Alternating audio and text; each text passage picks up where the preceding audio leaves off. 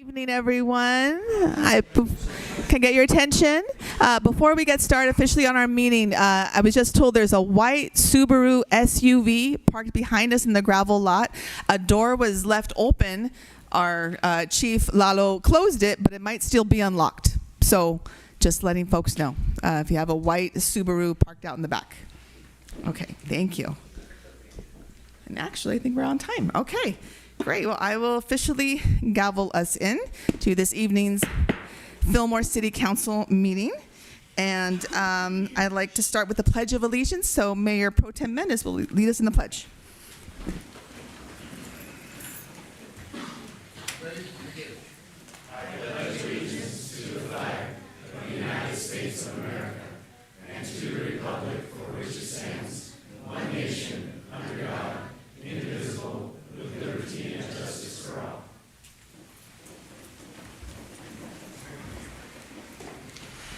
Thank you very much. Clerk, may we have a roll call? Councilmember Brogy is absent.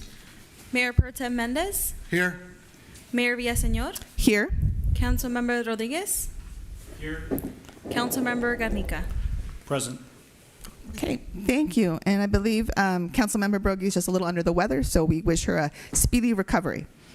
Okay, next is the approval of our agenda. I'll entertain a motion. So moved. I have a first. Do I have a second? I second that motion. Okay, thank you. All those in favor say aye. Aye. Aye. Any opposed? Okay, motion carries.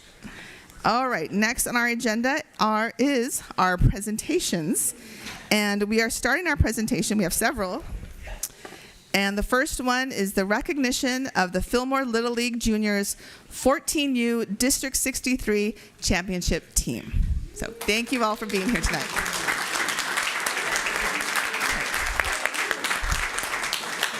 And before I get started on the official recognition of all of the coaches and players, I do want to give everyone here in the room and also our audience that are watching via live stream and will be watching on Channel 10 an overview of our championship team. So again, good evening, everyone. Tonight it is my honor to recognize an outstanding group of young athletes who have made Fillmore proud.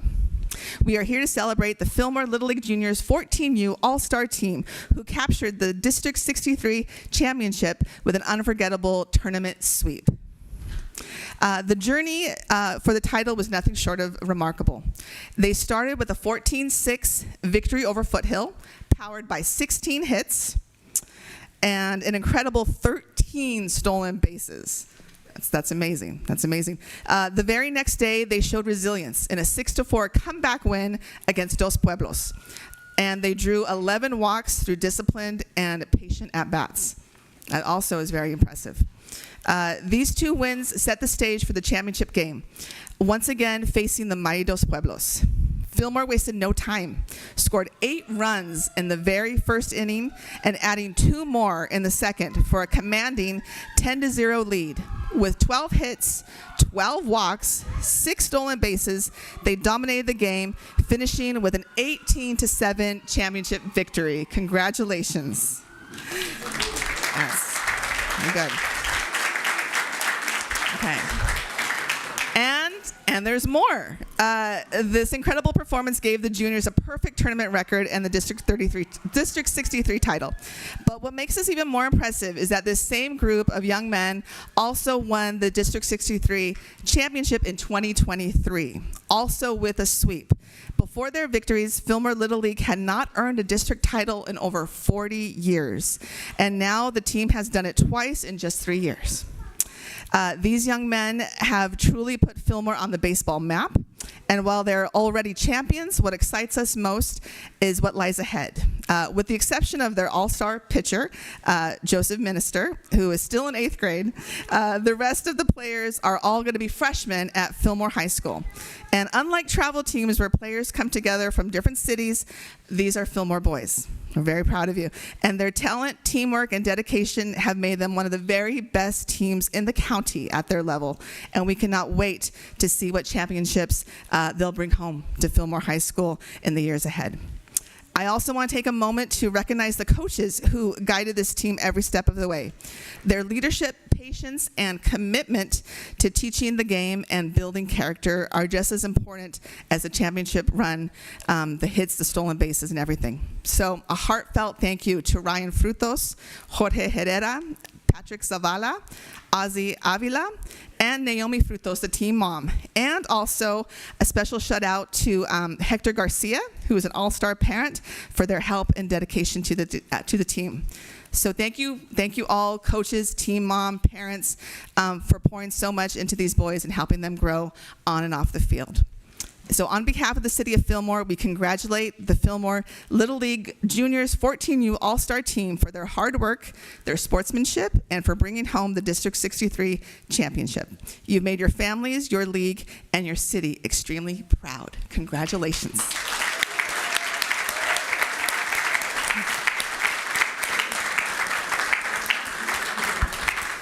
And so now at this time, I do have certificates of recognition for all of the coaches and players. So I will come down and recognize each one of you.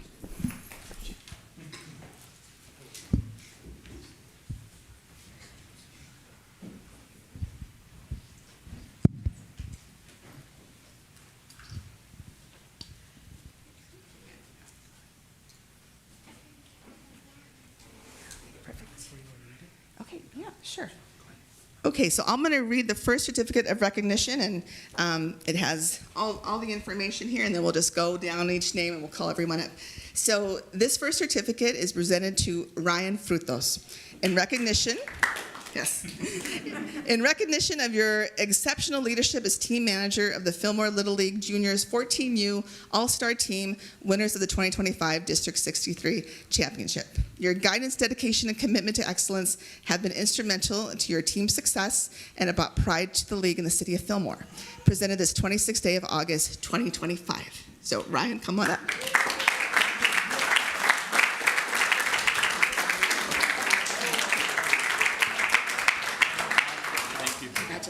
Congratulations. Okay. Next is Jorge Herrera.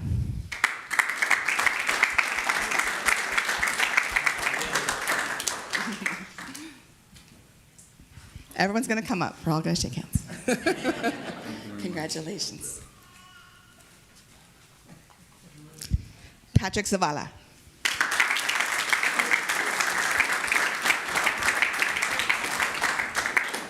Congratulations. Well done. Coach Ozzy Avila.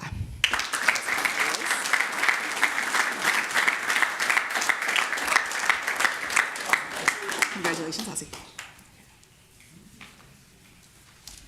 Team mom Naomi Frutos.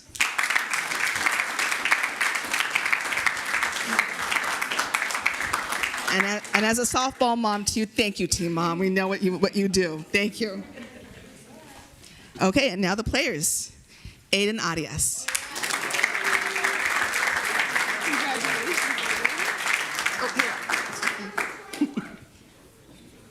Ralph Avila.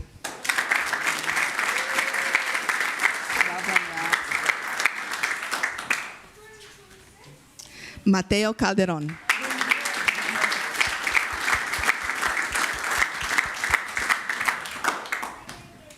Well done. Congratulations. Ted Tuning III.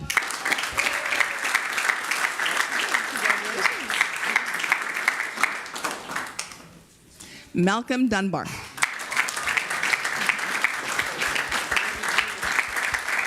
Congratulations.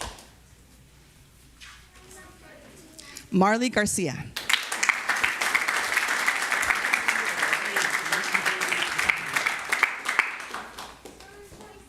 Adan Herrera.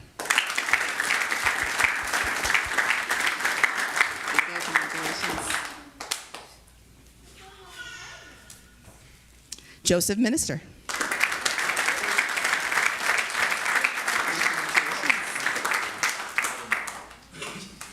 Jacob Rodriguez.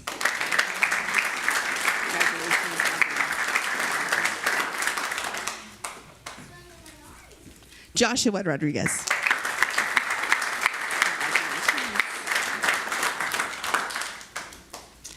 Ethan Zavala.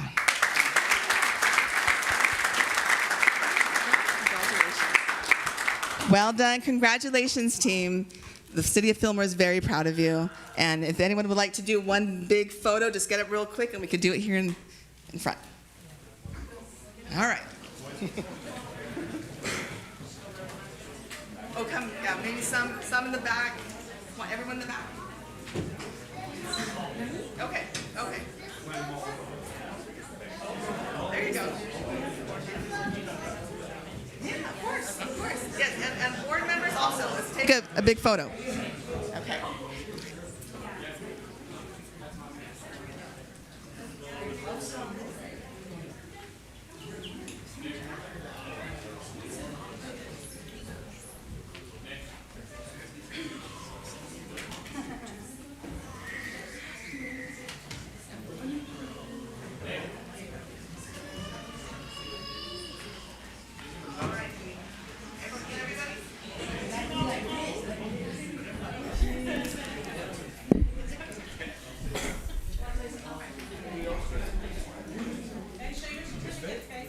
Oh, there we go. There you go. Okay.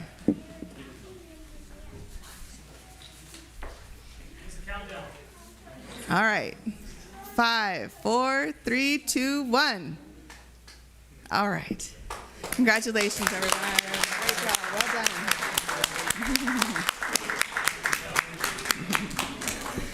Congratulations, young man. Thank you.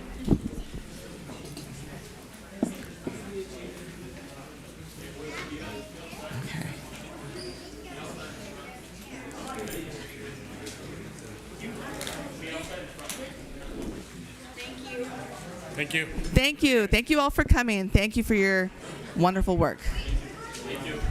Thank you. Congratulations. Looking forward to seeing them all in high school.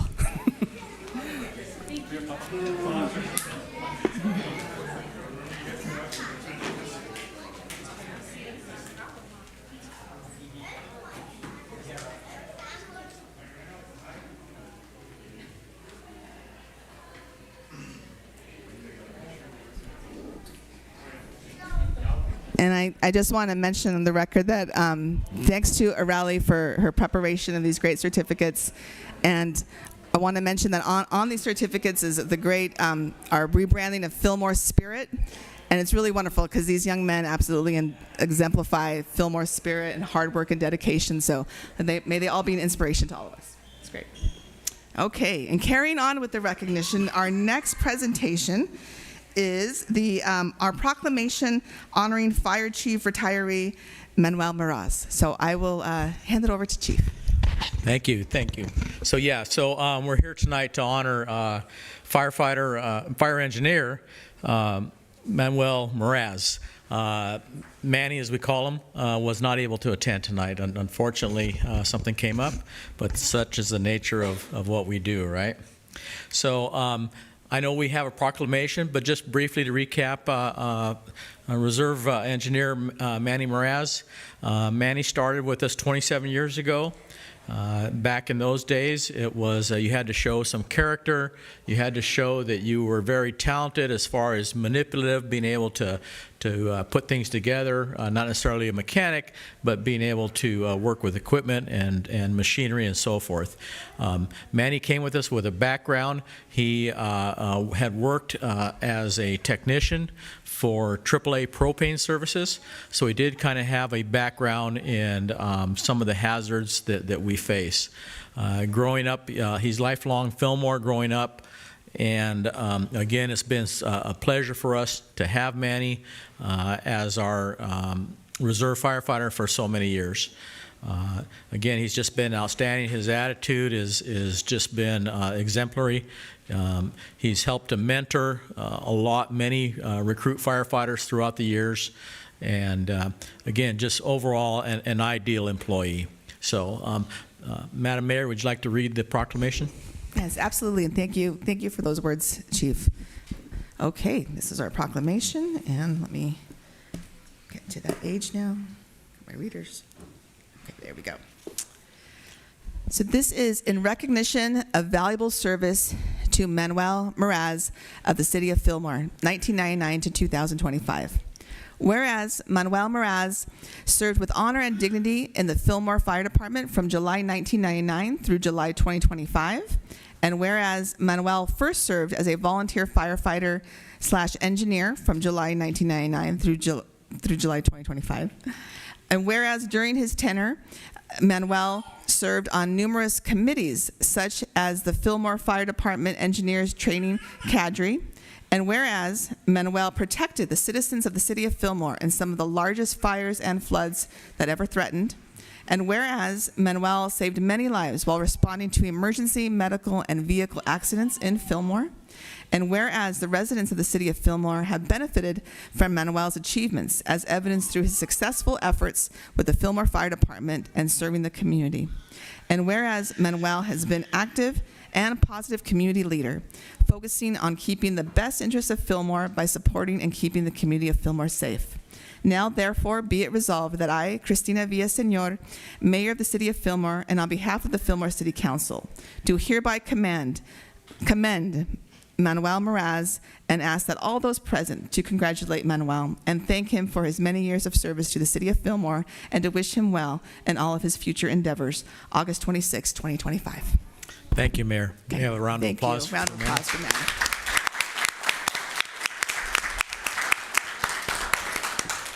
So one of the questions was asked is why do we honor Manny in front of the City Council and the citizens of the city?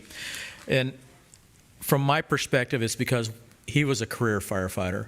We don't have too many career firefighters here at Fillmore very often. We did recently retire Bob Thompson after close to 50 years. Bob's still on with us. And we did retire Al Huerta after 40-some years. So it's, and that was a few years ago. So it's a rare event, and I think it needs to be commended. So thank you, City Council, for letting us bring him in front of you. So thank you. My microphone back on. And Chief, for our next presentation, it is the recognition of recent fire department promotions. Thank you, Madam Mayor. Again, council, staff, and residents of the City of Fillmore. Again, it's my pleasure to be here. Again, we just got through honoring Manuel Meraz for his years of service. And now we have several individuals who are just now starting their full-time employment with us. I mentioned it's kind of significant to have somebody serve so many years with Mr. Meraz. And I'm pleased to announce that the promotions that we just enacted in July will be career employees with the City of Fillmore. We're very, very stringent on our standards on who we hire as reserve firefighters. They go through quite a bit of background and ensuring that these individuals come to us with the character, the traits that any employee at the City of Fillmore we'd like to see hired with. So it's my pleasure to honor those that were promoted tonight. We have 4. But obviously you heard the sirens going on, and 2 of the 4 are out on a medical call. So we may, again, this is just ceremonial, so they've already received their badges, but we'll do a ceremonial pinning for those that are here. The first one I'd like to honor is Fire Captain Ryan Coda. Ryan, you want to come up?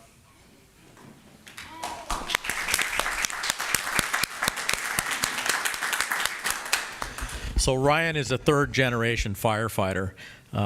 His father is a retired LA County fire engineer. He's here tonight. And along with his father, he's got his family, his wife Lindsay, and their 3 children. You see two, and there's 1 in the oven. So with their 3 children and his in-laws, so they're here to support Ryan. So Ryan started with us in October of 2021. At that time, he was hired as a reserve firefighter. He worked his way up through the ranks. He was certified as a reserve fire engineer in 2023, and then he was promoted to full-time engineer in 2024. Again, Ryan is his background is one of leadership. It's one of working with the community. He comes with us as a teacher and a coach in the Fillmore and the Ventura Unified School Districts. He is tied to the community, and he's had great, again, just the input that he's done with us. He's taken over our public education program, and he's really run with that. So, again, I mentioned Ryan was full-time engineer in 2024. He became a certified fire captain in 2025. Ryan helped out quite a bit because he was certified. We were understaffed with our fire captains for a few months this last spring and early summer, and Ryan stepped in and filled that gap. So when he got his full-time promotion July of this year, Ryan had quite a few months of experience under his belt. So let's see, what else can I say about Ryan? Again, highly educated. He's got, I think, a couple different degrees, but I know at least a bachelor's from Cal Lutheran. We pride ourselves in our hiring process to look for individuals that are highly educated as well. I can go on and on about Ryan. He is one of our arson investigators, and the one thing that we're looking at pursuing right now is the possibility of increasing our training in water safety and water rescue. And Ryan is a certified lifeguard. He was a water polo coach and comes with that background. So we're looking to expanding our department's ability to respond to water emergencies. So I'm going to go ahead and call up as his dad, Jim, to pin Ryan with his official captain's pin. See if we can stab him.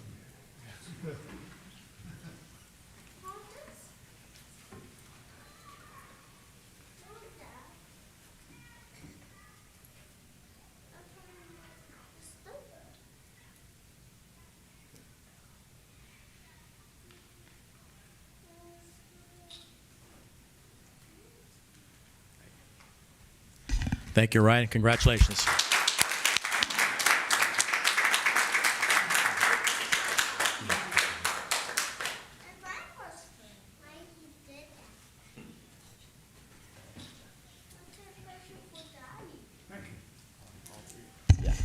So as I turned around, I got a pleasant surprise. Our firefighters who were out on the call are back. So I'm going to go ahead and call up now fire engineer Vincent Ceja. Vince, come on up.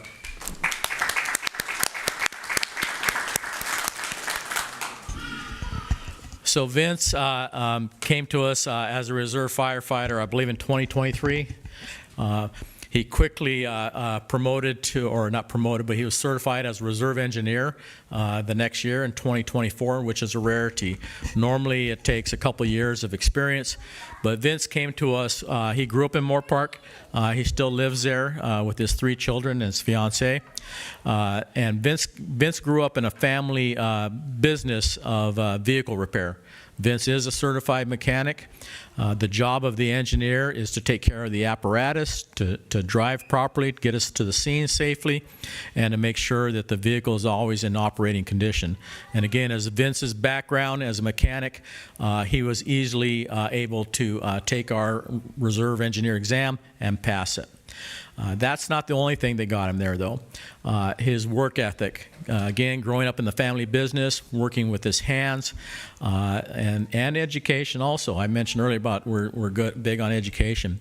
Vince graduated from the Oxnard College Fire Academy and also graduated with an AS in fire technology. So not only is he good with his hands, an awesome background as far as mechanics and understanding all the things that we get into in the fire service, but also just his overall demeanor, his work ethic, and so forth. Vince is here again with his fiance, and I'll call her up to pin you.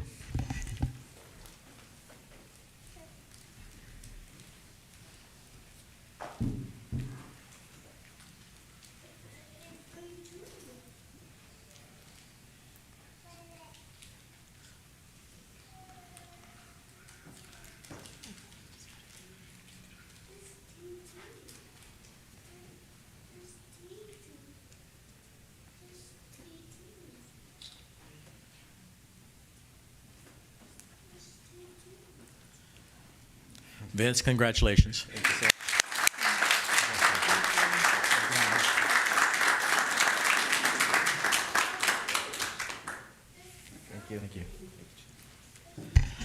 Next up, I'm going to call Austin Bennett.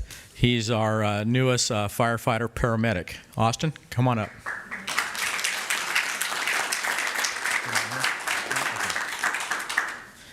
So Austin, again, is another one of our fairly new employees. You came to us in 2023, is that correct? 2024. 2024, okay, another awesome standout. Austin came to us with a good background, again, a fire family. I believe he had an uncle in the LA County Fire Department that introduced him. Austin is from Santa Clarita, again, fairly local. His background included many years as an explorer and an intern with the LA County Fire Department. Got quite a bit of experience there. He has been an ambulance EMT and paramedic with Huntington Beach and here locally with AMR in Ventura County here. He received his paramedic a couple years ago and has been an outstanding paramedic for AMR, and now we're glad to have him full-time as one of our paramedics. If anybody knows me already, I'll take a small story and I'll make it long. So I know we're short on time for the council meeting, but just basically, we have a commitment. Many years ago, the city of Fillmore and the fire department took on the responsibility of providing round-the-clock 24/7 paramedic services. We're fortunate to have AMR ambulance here also with paramedics, but we have a responsibility whenever we can, as much as we can, to provide paramedic services.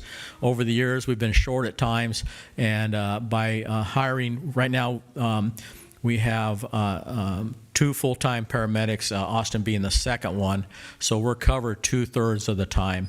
And then the remaining third is covered either by overtime or by our other reserve firefighters. So by hiring Austin, not only was he the ideal firefighter, but he brought the added addition of being a paramedic. So that's quite a plus for us. So again, Austin became certified engineer earlier this year. So if there's an opportunity where we're short on engineers, Austin can fill in as an engineer. So it's my pleasure to have Austin, honor him for being promoted to a firefighter paramedic, and I believe his mother is here to pin him. Yes? I saw you earlier.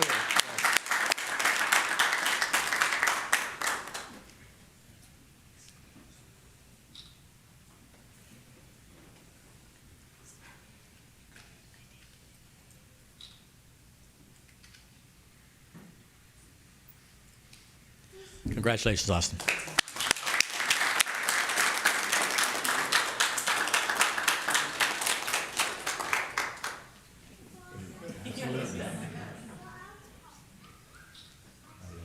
Thank you. Thank you, guys. Thank you so much. Thank you. Stick around. Okay, our last promotee is going to be firefighter Megan Ortega. Megan, come on up.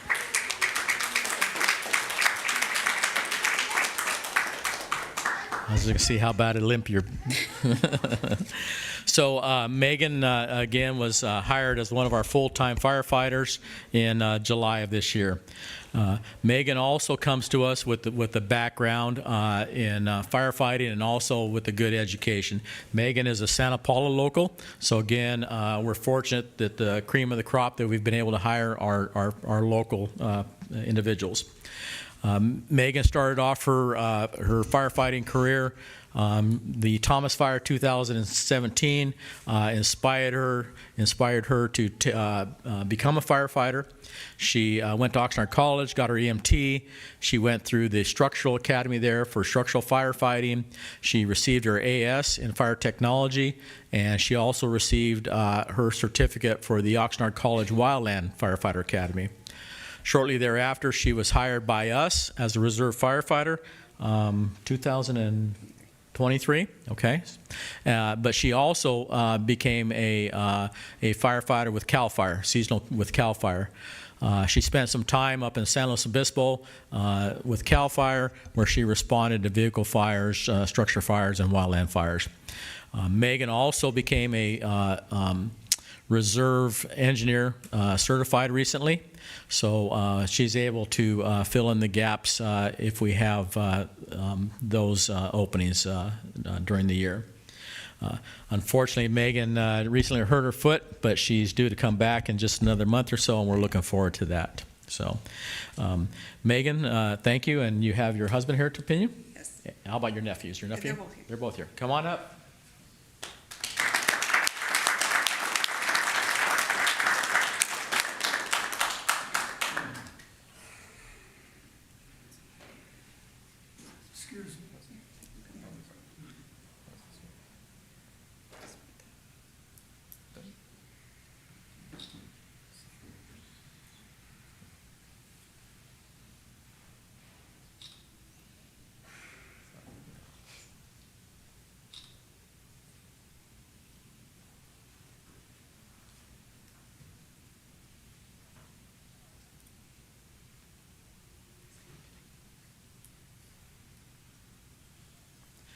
Congratulations, Megan.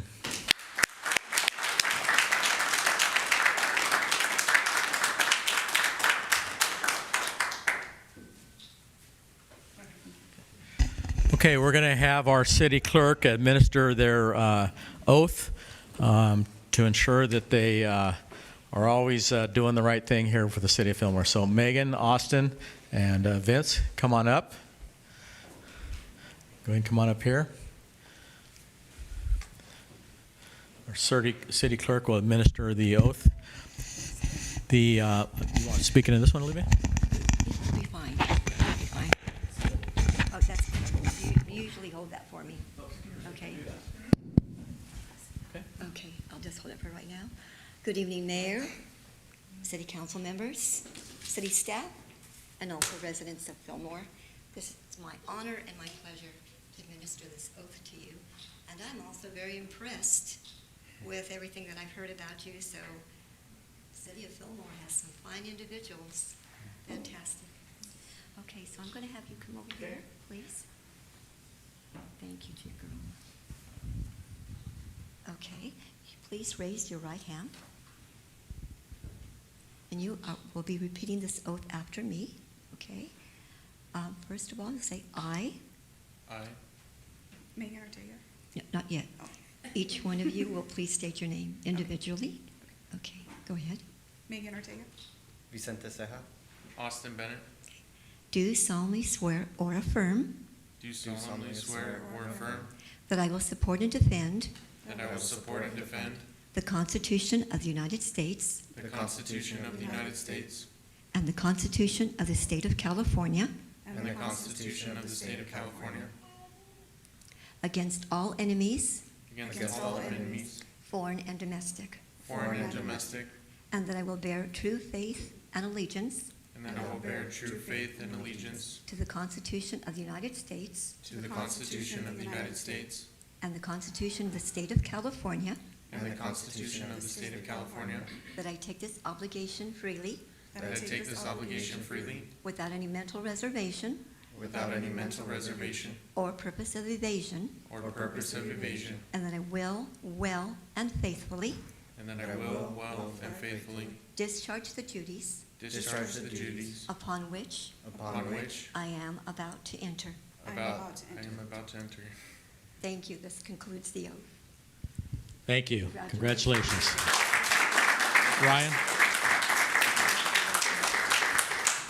We'll take one quick picture and then let the council get on with business. And then I will need to have some signatures, so we'll go out to the atrium once you take the pictures. Okay? Awesome, thank you.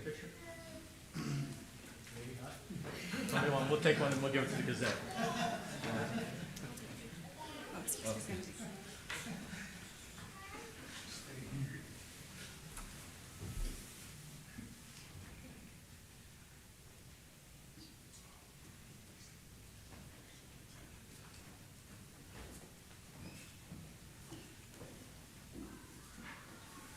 Thank you.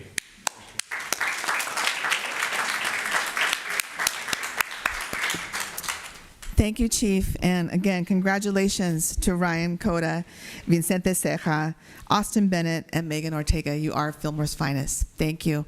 And I'm actually going to hand it over for a minute here to our Mayor Pro Tem, who would like to say a few words. I'm sorry, he's going to be headed down. Oh, I'm sorry. We're going to take a 2-minute break, and we'll come right back to the next agenda item. Thank you.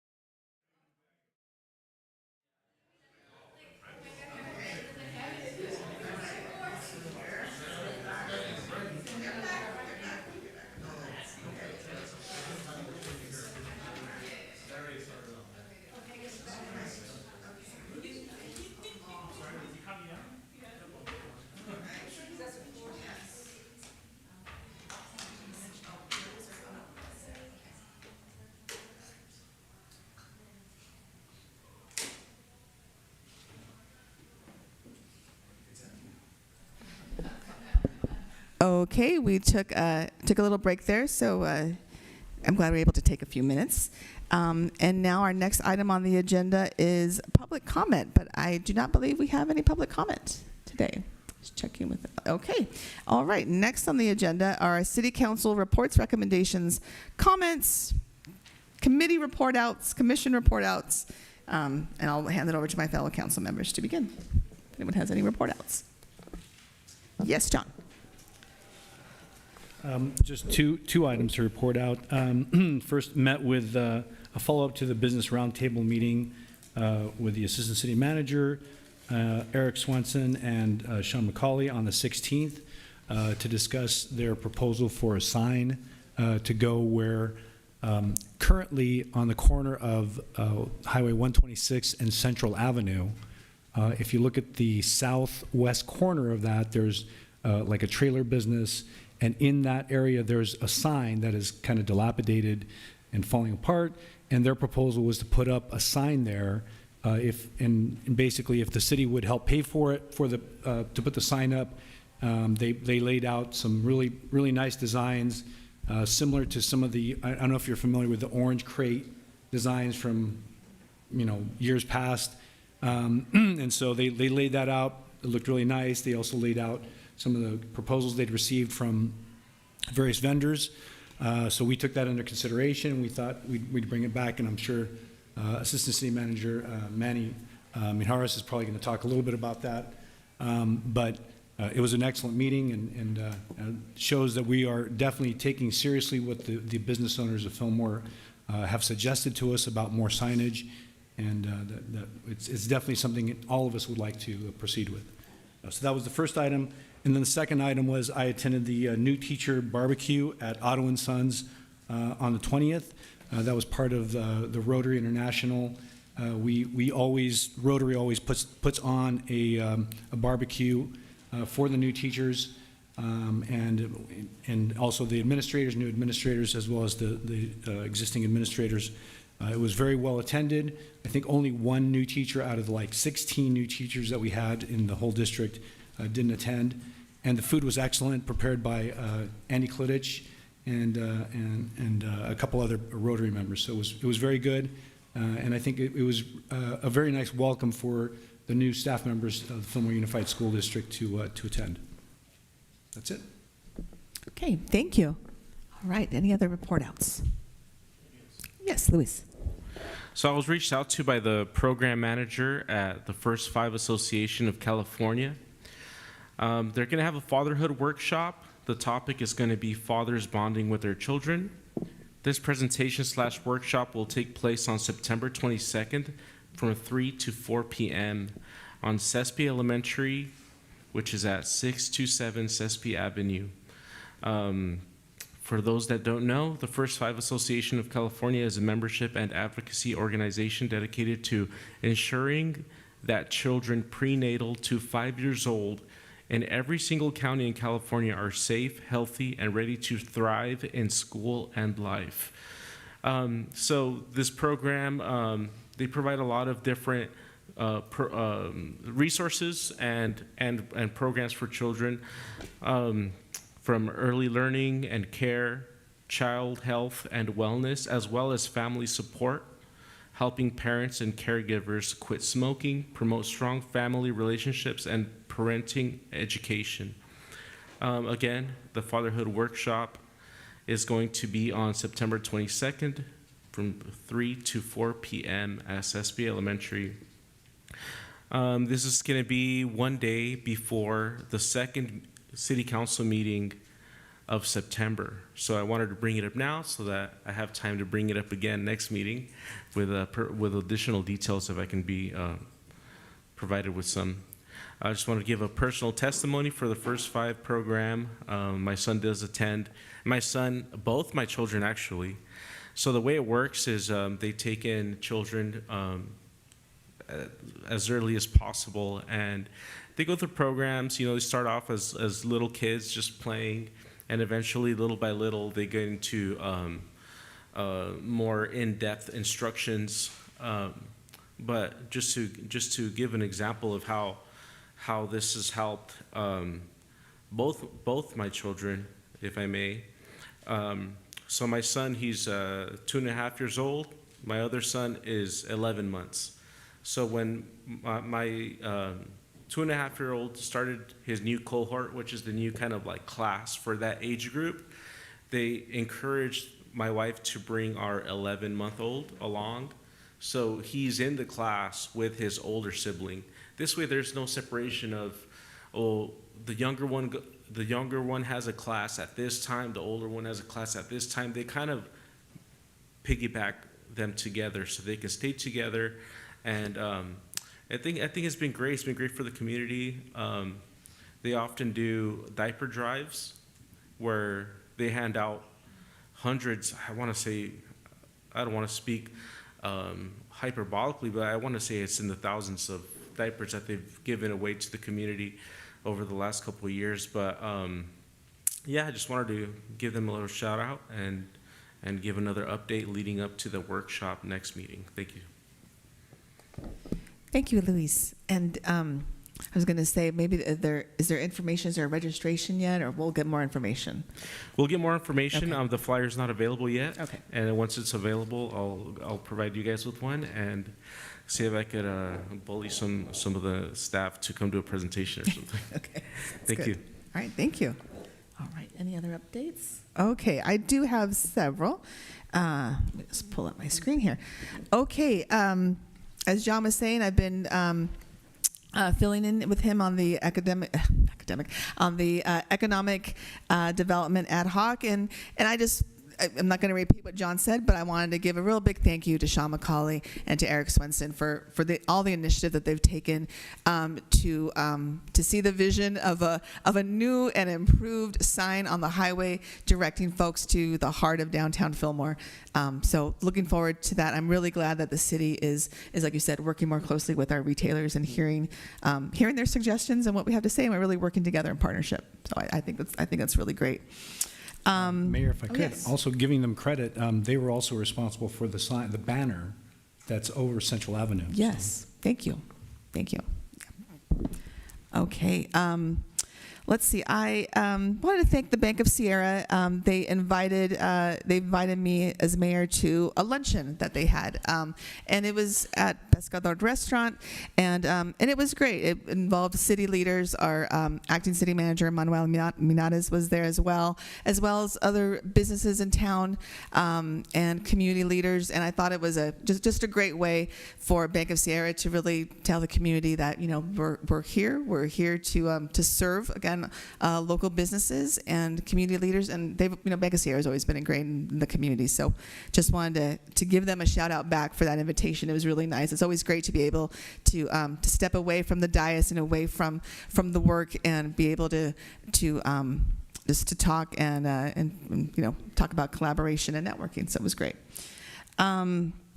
Let's see, I just wanted to mention again, this is not on behalf of the city of Fillmore, but myself. I not representing the city in any official capacity, but I have been keeping tabs. You may have heard of this through the Ventura County Star. There's been several articles. I've been keeping tabs on efforts to bring a higher education center. It would be a true full-service satellite of Ventura College to the Santa Clara Valley, specifically in the space that's the southeast corner of Halleck and 126, right there on the eastern side of Santa Paula. Quickly, just a little bit of background. 20 years ago, the county of Ventura voters across the whole county passed Measure S. It was a $356 million bond, and for many different things. But one of the promises, I could say, that was made when this went out to the voters was this idea of a higher education center in the Santa Clara Valley. And it's been 20 years. It has not yet come to fruition. So there's a lot of community advocates that have been working literally for 20 years, maybe not full guns for 20 years, but definitely have been keeping tabs and trying to keep that dream alive and really bring it forward to the trustees. So all that being said, I've been part of meetings and talking to the Ventura College trustees about this. And just last week, there was a meeting at the Santa Paula Ag Museum, where the trustees came from Ventura and met us in the community. And there's quite, I'd say, over 100, maybe 150 people there sharing, public comment. And what came of it was that the trustees agreed to conduct or to commission a study on the feasibility of buying this property. And the property that's there is actually being offered for a below market, I believe, sales rate from Limonera. So Harold Edwards, the CEO of Limonera, has been actively over the years really also wanting to encourage the community college district to purchase this land. So I will keep the community updated on that. And I also just want to let the council know that though I spoke in an individual capacity, not on behalf of the city of Fillmore, 3 years ago, the city of Fillmore did send a letter of support for such an academic center. But at that time, we were advocating before the Academic Senate of Ventura College. So that's something that we may want to revisit. We can look at our legislative platform. I'm pretty sure that supporting higher education in our area is definitely there. And it would be nice to be able to be nimble if the need for advocacy comes before us. Let's see, really quickly, I also went to the Ventura County Regional Energy Alliance. This is a group, includes city officials across the county as well as city staff, county officials, and it's about how do we work together to promote different clean energy programs. And the most recent update that I just wanted to speak on really briefly was what I thought was exciting, the latest meeting, that there is a Ventura County heat action plan that has been worked on. This is supported by Extreme Heat and Community Resilience Program, and it's implemented by the Governor's Office of Land Use and Climate Innovation. And so there's different deliverables on this. There's been primary focuses in other cities in the county, not necessarily Fillmore, but all the cities have been at the table talking about what does it mean to have a Ventura County heat action plan. And some things that they are looking for deliverables include baseline heat risk assessments, heat-related vulnerability and impact reports, heat education and engagement, farm worker heat alert system, and different other pilot projects. What I wanted to highlight for Fillmore is that there is going to be a round of funding, and it's for shovel-ready projects sometime in next summer. And they have funds to look for projects that include tree canopies and other ways to, again, combat heat in our communities. And one thing I must say, being part of this group and keeping tabs, Ventura County is one of the areas of the country specifically where everywhere it is getting warmer, but Ventura County specifically has had warmer days than other areas. And I think there was a New York Times article that said that if you could put in your zip code, you could see how much longer your summers have been over years. And I don't want to put words in my mouth, but Fillmore, the 93015 area code, had like 27 more days that were kind of designated for summer than we did 25 years ago. So our summer was shorter 25 years ago. Now our summer, what's considered summer, is definitely longer. So it's just another piece of data that I think is important for our community, and I'll look forward to getting more information about this and reporting out to see if there's some kind of project potentially there for us. So, I think that's it for my updates. Okay, thank you. All right, next item is our consent calendar, and I'll entertain a motion. Second. Okay, I have a first and a second. All those in favor say aye. Aye. Aye. Any opposed? Okay, motion carries. And we move on now to our business items, and we start with 9A, the adoption of Resolution 25-4082, authorizing the filing of a claim for fiscal year 2025, Transportation Development Act TDA funds, and Local Transportation Funds LTF Article 8 claim. Okay, welcome, Myra. Good evening, Mayor and City Council members. My name is Mayra Rosas, and I am an accountant in the Finance Department, and I'm here tonight to present the Item 9A, adopting of Resolution 25-4082. Staff recommends that the City Council adopts Resolution 25-4082, authorizing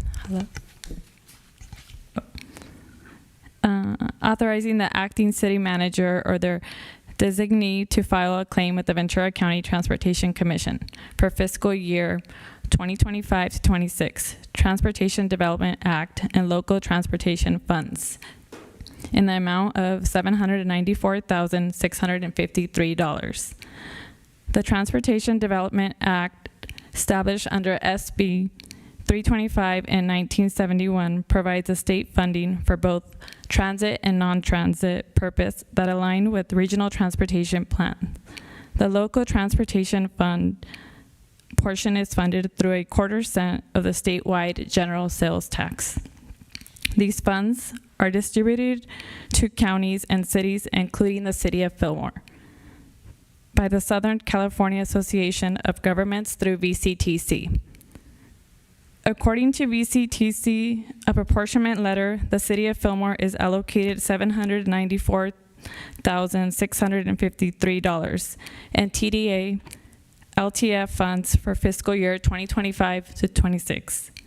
$751.97 is proposed for transit operations provided by the Valley Express, as detailed in the VCTC fiscal year 2025-26 contribution invoice. The remaining $43,556 may be used for street and road maintenance. Per the TDA Article 8, and the City Council determines that all transit needs have been met. This funding supports both transit and operational and local infrastructure improvements without impacting the city general fund. It also aligns with the City Council goal, fiscal responsibility, and long-term financial stability by leveraging state funds for essential services. That concludes my report, and I'm here to answer any questions you may have. Thank you. Thank you, Mayra. Thank you, Mayra. You're welcome. Okay. All right. Do we have any council members have any questions? I do. Yes. So can you tell me, is this number higher or lower than it's been in the past? I believe it is slightly higher than last year, and that is due to the cost of increase in service hours and fuel cost. So is this then related directly to our expenses, or is it related more to the revenue side on the 1/4 cent sales tax? It's the expenses are equally divided amongst all the cities in Ventura County, Santa Paula, Fillmore, You don't have to list them all, it's okay. Yeah. Okay. Yeah, I just wanted to jump in that the money that we've received, if you want to know if it's been higher or lower, this is one of the highest, I think, years that we've had. I know a couple of years ago, I think we got like $475,000. So it's gone up for us. Okay. And I think it's really beneficial in seeing that our invoice here for Heritage Valley is just below what we're getting, which is great. So that means those TDA funds is able to cover the whole, our whole invoice. Where in years past, we've been under on the TDA, and so we've had to make it work from other funds, right? Okay. So this is great that these transportation dollars that are meant for this Okay. are fully covered this year by it. Okay. Oh, okay, yeah, and it may not be. Okay. Everything that I just said, actually put that swipe it and refer to Deborah. So actually what's occurring is our TDA money actually that we received this year fell about $40,000. How much? About $40,000. We had Okay. about $834,000. Now we're at the $794. Oh, okay. But our increases did occur in the bus transportation, and before we had some little bit overages in the overage in the past. We were to compensate. Last year was about $550,000 roughly, and now it's $700,000. So the transportation is increasing, and so now the money that we had to go towards streets and roads actually has gone down for this year. We don't know how it's going to look for the next year, but for this year it is a little bit. So Deborah, so how much has it gone down for the streets paving and so forth? Well, for example, if last year, see, I don't have last year's with me, I can't really tell, but say 434. Rough numbers, yeah. I'd say we had, last year was 500, about roughly 500,000, I think it is, 550,000 toward the bus. So the remaining TDA funds go towards the streets and roads for construction purposes that we can use. Okay, so let me see if I understand. So again, forgive me for asking this way, but so the amount we get from the state is kind of a fixed amount, and then depending on how much we spend for transportation, the leftover is used for, let's say, roads and streets. Is that a correct understanding? So how it works is and I think we have it it's actually in our letter, it shows you from how they take the tax and split it among the different agencies and cities. And then what happens is we get it and then an allocation, and then they look at it and say, okay, we have like transportation costs. So the transportation costs would be for the bus utility, and also too, we did get the new increase for the Fillmore and Moore Park. Even though there's a grant, I think there's still other hours we're using of that nature. Again, it's probably more efficient for us to look through the documentation in the back. Okay. And then it just gets allocated to whatever's left over. So that's what it really is. In the past, the bus was very smaller. Now it's coming larger because more push for transportation. So I guess my question was not so much about how the allocation of the funds is. I think I understand that piece of it. My question was more about how do we determine how much goes towards transportation versus, let's say, street repair?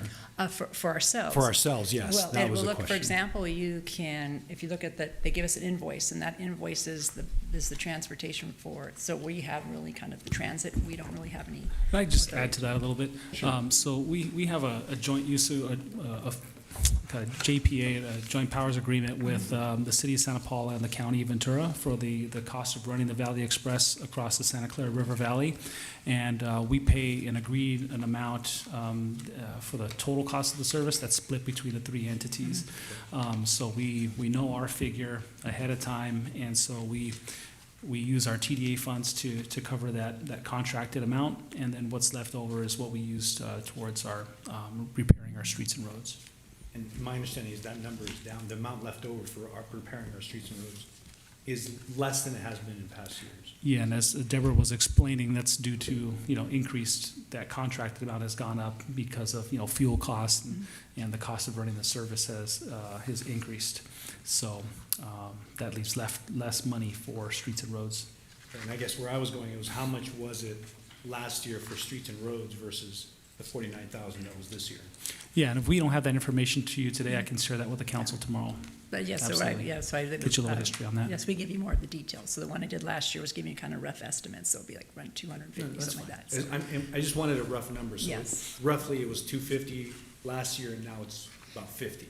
Yes, because the transit, and we have the Went up. invoice, went up. So yeah, so But that's the where our overall history- number was about the same. I think you said it was like 800 versus 790 or something. It was or about 750. 830, roughly 830 830,000 versus to 750. Yes, so roughly that nature. But again, luckily for us that we did have the amount to cover the cost for the transit, so we were very happy And about now that. it's including Moore Park route. Yeah, so, and yes, there's certain more park, and there's also. And we'll be big getting push. some back for that, possibly from a grant, right, for the Moore Park route? That's already applied, so once they say that part is there, we get whatever's left over. Yes, thank you. Okay, thank you. Great, thank you. Thank you, Deborah. Thank you. Any other questions? No? Okay, I also just want to point out in a comment here that on part of the report, I'm glad that we have the Valley Express's dial-a-ride ridership outreach report. So in our packet, and I just want to point out a couple of key things that have taken place in terms of the performance of Valley Express and ridership. Says here, this was dated as of May, that Valley Express ridership increased by 20% to 17,403 passenger trips, compared to 14,000 same quarter last year. Fixed route ridership increased by over 33.8%. So, so like we said, ridership's going out. That Piru route currently accounts for nearly 59% of fixed route ridership. So, we're definitely seeing an increase there, and we're seeing the utilization, for the funds that we're spending. Oh, just wanted to point that out. Okay. All right. If there's no further questions for Myra, then I will entertain a motion from the council. I move that City Council adopt the task resolution 25-4082, authorizing the acting city manager or his designee to sign and file a claim with the Ventura County Transportation Commission for the allocation to the city of $794,653 of TDA funds for fiscal year 2025-2026. Okay, I have a motion. Do I have a second? Second. Okay, all those in favor say aye. Aye. Aye. Any opposed? Okay, motion carries. Great.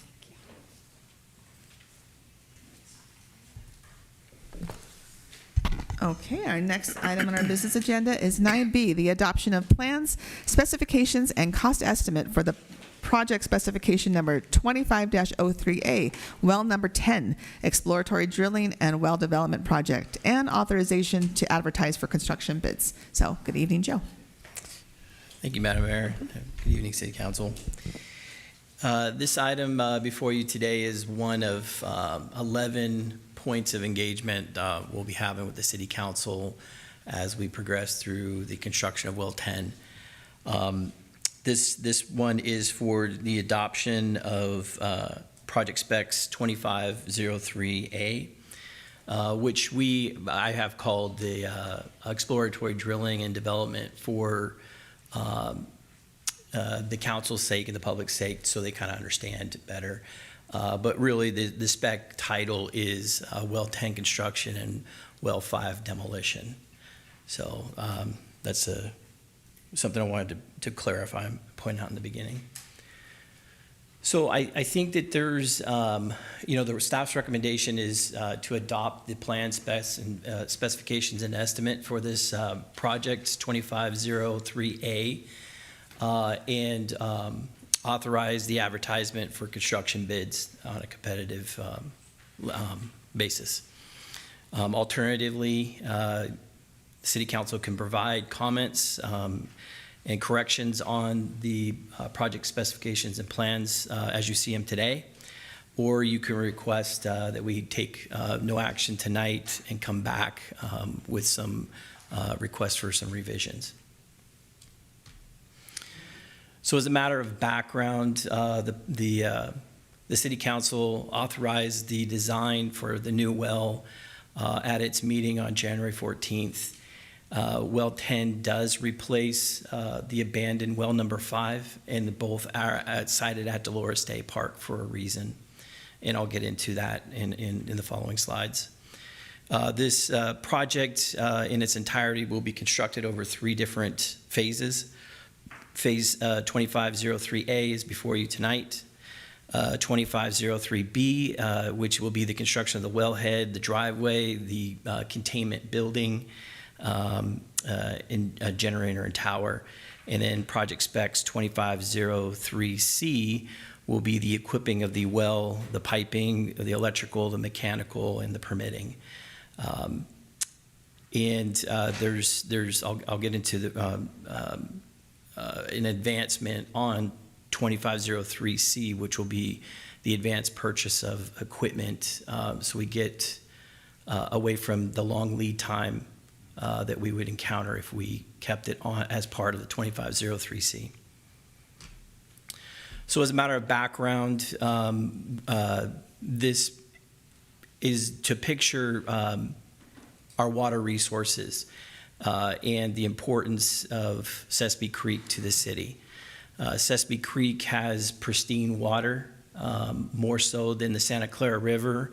That's kind of, a couple of constituents that are making that or locations along that Santa Clara River a little bit of a challenge for us in siting a well down there. So historically, we've kept our water infrastructure off of the Sespe Creek because it's pristine condition. Hydrologically, we have the flow that's generally from the northeast flow direction to the southwest. That's the general flow direction, of our laminate subsurface flow. So in this, we have well 8 up at the top of the city, well 7, which is in the neighborhood, and then well 5 that's in Dolores Day. So thank you to Jacob Choker. We have this. So this is to depict the possible locations that we could look at well 10. Well 5, and I'll point out that Jacob has identified the parcels that are the most feasible. The city does own some additional space or has easements in areas that we could populate this more with, but those are not practical. So what this is to depict is the areas that are practical to locate a well. So right here you'll see Dolores Day Park, where well 5 is located right now. And then we have some real estate between the railroad and Old Telegraph Road. Those are very narrow, and it would be kind of hard, given the space that we have to work with, to do something there. And then we have the Shields Park, which is huge, and we could probably fit nicely a project there. However, you'll see right here in this little L shape, that was the location of well 9. And we got degraded water quality out of well 9 when we dug that one. So what we're given the pristine condition of the water that's coming out of well 5, or what came out of well 5, we don't want to go any more south. We want to stay in the northern region because of the water quality we're picking up out of 9. So we're kind of thinking hydrologically, flow is coming across some kind of layer and pushing down towards the southwest. And so that makes Shields Park a bigger roll of the dice than at something at Dolores Day. So this is to depict the constraints when we locate the actual well head. So per regulation by the state, we have to keep a certain distance away from our sewer infrastructure. So on lines, we have to keep away 50 feet, which this line right here is depicting. The green is the sewer lines. And then we have the line that comes into, I'm not getting, maybe it's just not close enough. That comes into Dolores Day to our new restrooms. That's that sewer line right there that you see. So we have to keep a distance off of that. And then in addition to that, we have to keep a further distance of 100 feet away from manholes. So we have one right here in the intersection, one right here, and one right here. Then the last big constraint is distance from an active well. That's 150 feet. That is not really a hard and fast rule. You can get closer. That's not a state regulation, but good practice is to keep at least 150 feet away so you don't have a well collapse as you're drilling. That would be kind of detrimental. So that left us some spaces, like, we could put the well here. We could put the well in this area, but then we're getting into the red down here. So we have to stay in this kind of area. Our thinking was stay away from the park. We want to, this is going to be a structure. It's not going to look great next to a playground. And then right here in this space in here is typically used for like soccer and sports. It's a kind of an open space that has been used by sporting activities. So this made this little location right here a pretty optimal space to site our new well.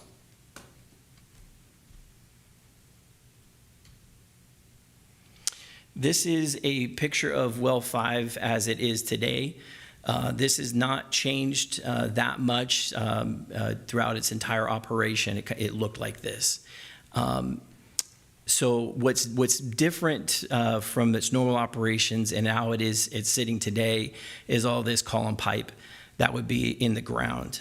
Obviously, since we had it TV'd and we had some issues with it, we pulled it out and we just left it there. So this will all be salvaged at some point through the project. But given this in its appearance in a park, one of the design objectives was to keep well 10 in an enclosed space for a couple different reasons. One, primarily security and noise. If you have, the discharge, the well operation itself is pretty quiet. The turbine is really quiet. But when you go to discharge into run to waste, which is, a process that it happens every 6 to 9 hours, depending on the season in use by our public, the demand by our public. We have a waste cycle that's very loud. And so keeping it in an enclosed space next to homes made that make sense as a design objective. The other reason why we wanted to keep it in an enclosed space, an enclosure, is for security. If we're able to keep it all contained in a secure building, then we don't need fencing. So that's what kind of, putting it in a structure made a lot of sense, especially in a park in a neighborhood. So this is, in that location that I had pointed out, this is, the conceptual design at this point. This is what the design team is working from. There was a couple of iterations, but we were able to make distances and certain requirements through this design. So what we will have here is the driveway through. It's not going to connect, well, it'll connect, but there's going to be bollards, and it doesn't have to connect to the sidewalk, but it could. But the wellhead will be enclosed in this room, and that'll have all of our pumping equipment and our valves and everything in there. And then our electrical room, our chlorine room, and our generator room. In a separate structure this is all enclosed in a building. Out here is going to be a containment for the propane storage and our SCADA tower that runs, pretty high.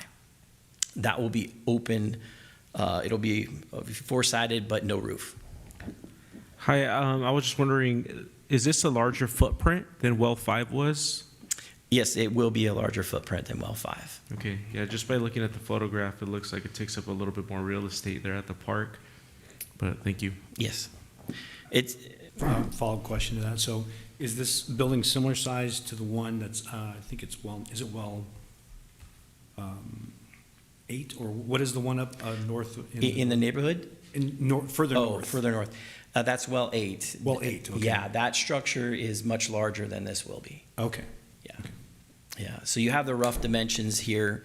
It's roughly 25 by 60, which is, it's a modest size for a well. If you look at 7, and 7 and 8, even though 8 is bigger, the well head and the head works, the piping and everything is outside, it's exposed.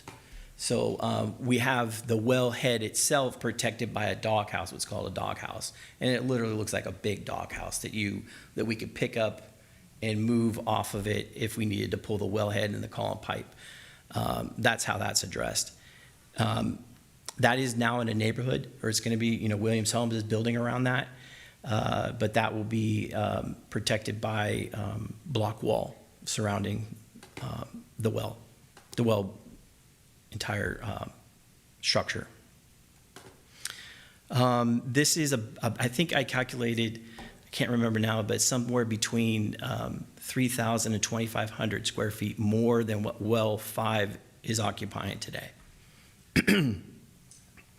And that's this perimeter in fuchsia, I think, pink, whatever.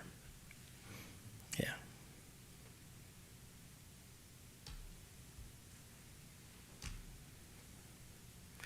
So architecturally, it'll be modeled after our new Dolores Day bathroom.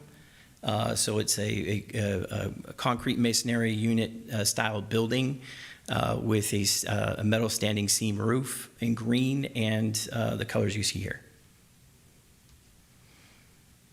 Oh, the computer's freaking out on me.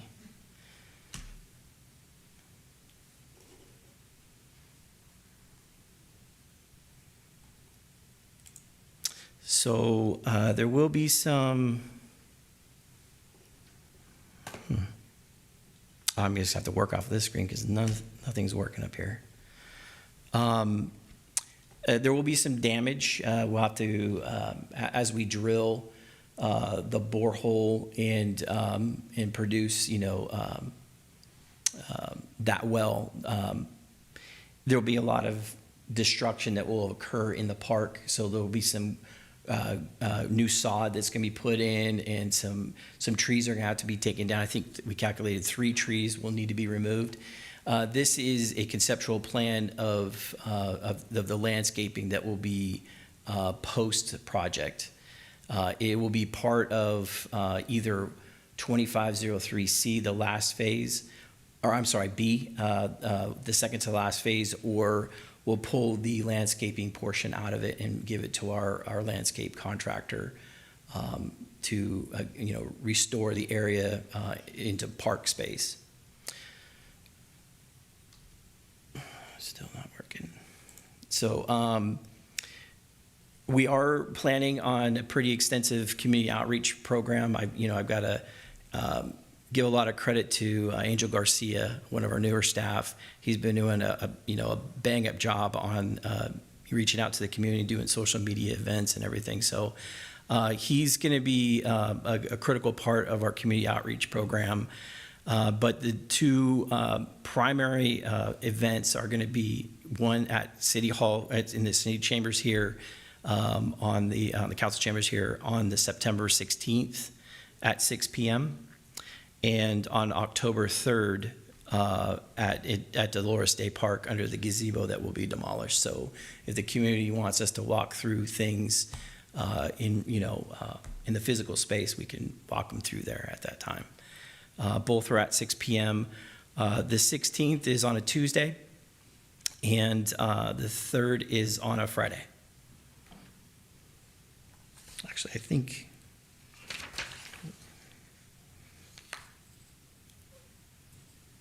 the 16th might be a Thursday. It's either Tuesday or Thursday. Tuesday? Okay. So the purpose is not only to be a one-way communication stream, but to get feedback from the public.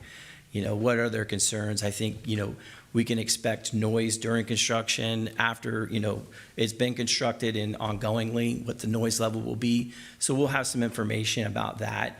Another thing is what's it going to look like. So we'll have some, renderings, hopefully better than this by that time. But, we can, again, if it's at Dolores Day Park, we can point to the restroom. It's architecturally going to look like this.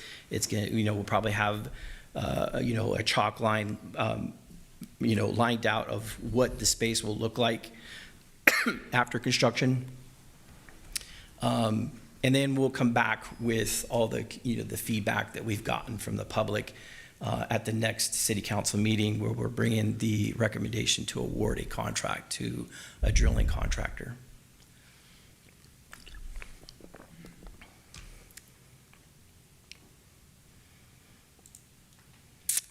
The engineer estimate for this project for 2503A, that does not include B or C, is at 1.8 million. That was a shocking figure to me. I'm hoping that when bids come back, it's going to be lower than that. But I do want to kind of point out that it seems like construction prices are not coming down. We're kind of looking for this back-breaking moment where we kind of see those construction prices come down, and it really hasn't. We're looking at similar projects in the nearby area. There, Santa Paula is a good resource for information right now on well drilling. I think they're on their 2nd or 3rd well. For the new projects out there, for the new subdivisions out there. So we're getting some information from that, but it's not exactly comparable. It's a developer that's putting those wells in for the city, so it's not an apples to apples. But the design team, especially the hydrogeologist, has an extensive background in what current costs are. They're pulling from, several different sources, current projects, but they're estimating 1.8, and this does include the destruction of 5, which is an added cost. I think we'll know a lot more about the finances on this, on the entire project, well number 10, when we come back to you for the award of 2503A. At least that's the hope. We'll be able to paint a better picture on the overall cost at that time, and then we'll know, is our design team a little bit off? Maybe prices aren't as bad. So, but I think we need to prepare for 1.8. Some key dates surrounding 2503A. We're going to be advertising the projects should the council agree to adopt and authorize staff to advertise the project. We're going to be posting this. The draft of it's already been created in Planet Bid on Thursday. We also have a notice inviting bids already programmed with the Fillmore Gazette, and we're going to be hitting the bid rooms all on Thursday. Bid opening is currently scheduled for September 25th, but we're always looking for additional time on the street. The more time we have on the street with, advertising a project, the better the prices come in. So I'm working with the design team and seeing if we can kind of cut a schedule out of, or find some additional time that we can keep this out on the street a little bit longer. But currently, we're planning for the award to come back to you on October 14th. And also on that date, it will be another city council item for you to consider the advanced purchase of certain equipment like the generator, the electrical control panel, the well head, some parts that we know have long lead times based upon what's happening in Santa Paula. And I believe, and I've asked for a design letter from the design team regarding this, but I believe that that's going to be, we're going to get better prices if we do it that way than if we have this go through a contract. So if we're to stay on the current schedule, we're estimating construction to occur between November 2025 and January 2026. And we're estimating the total completion of 2503A to occur February 17th, 2026. So, Joe, question. Sure. So just to make sure that I'm clear on what 03A entails, that's only for exploratory drilling and demolition of 5. Yes, and exploratory drilling means that we're drilling the hole where, if water production is good once we drill, and we're going to be pumping for a period of time to see what kind of quantity we pull out. Then we're testing it to see what kind of the quality of the water.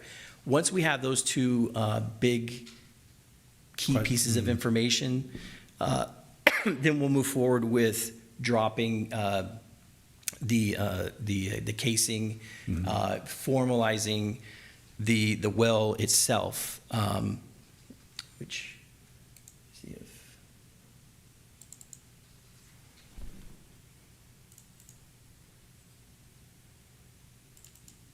there we go.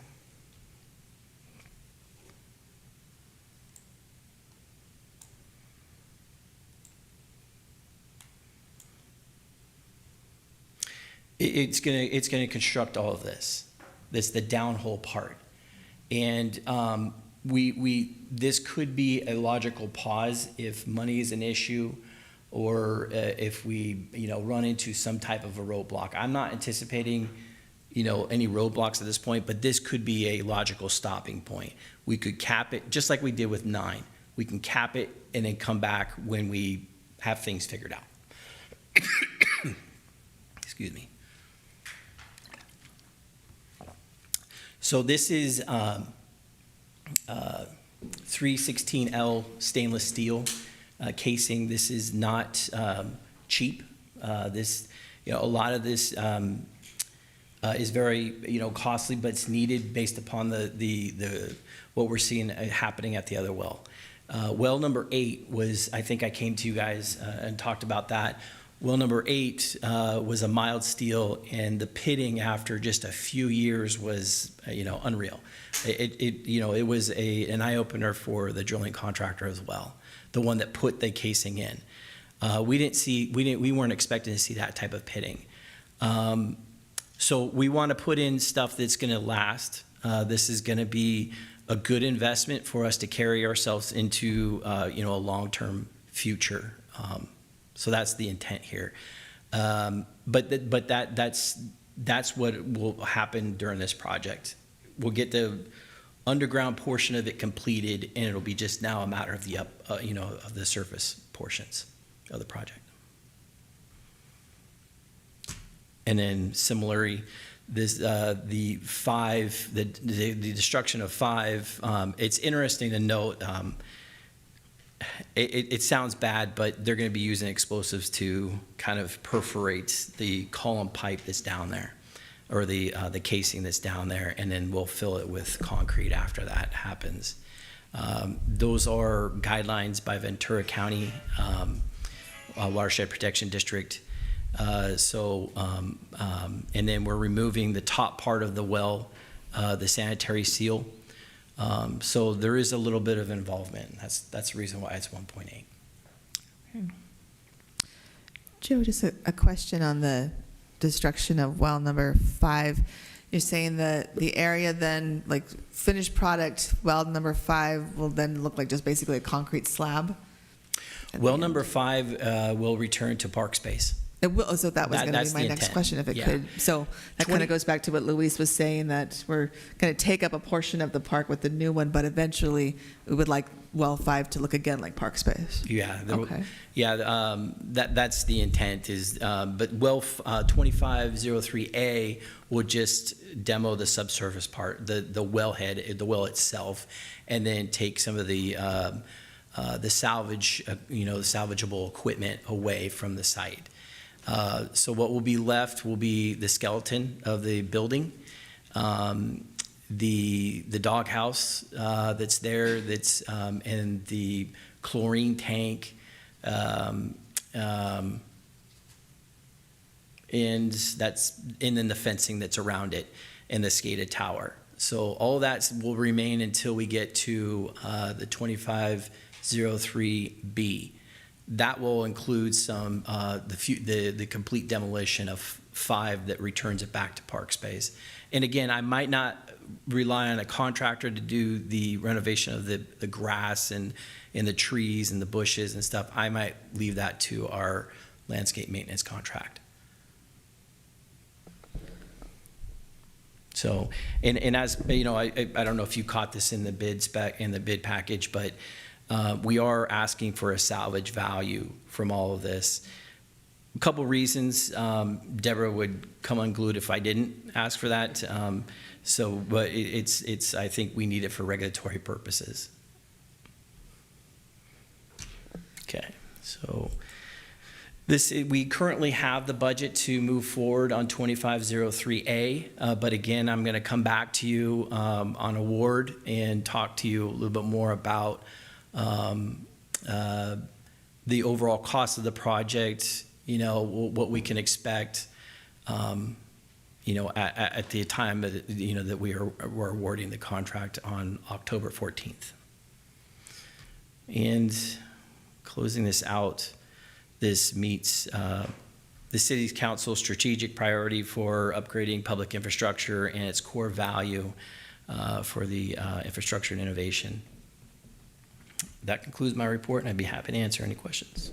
Okay, thank you. Any more additional questions? Yeah, Joe, can you give us estimates on 03B and 03C, just rough idea? So, the 1.8 obviously was a shocker. I mean, my initial gut reaction was, this is a $2 million project, right? That was a while ago when I estimated that. and I was way off. According, when I got this back, I knew I was way off. I'm putting the structure at 750, so that's 2503B at 750, 800,000. And equipping the well, metal prices, tariffs, everything included, it has just gotten really high. It could be 7, it could be $1 million. I'm just not sure at this point. And I'm factoring 2503C into that too. So I didn't want to come to you tonight before, releasing the bad news to Deborah. I got browbeated pretty heavily today and during that meeting, but we're going to strategize on where we can pull this money from. So she's pulled up the water reserve account, water diff, and other pockets that aren't coming to mind right now. Operating funds, water operating funds. So again, we'll have a better picture for you all upon award, which will be the action that kind of ties us to this step, to this project. Okay. So. All right. I have a couple, yeah. I'm sorry, but I want Go to. ahead. I don't think I really answered it. I asked her for another $2 million. I asked Deborah for another $2 million. Deborah's saying, grinding her teeth. She has deep pockets, I guess. Yes. I told her she's very smart at finding money, so hopefully that carries it through. Got her, yes. Joe, I had a couple of questions, so we can go to the slide that shows the wellhead and how it's going to look inside the building. Okay. Let's see.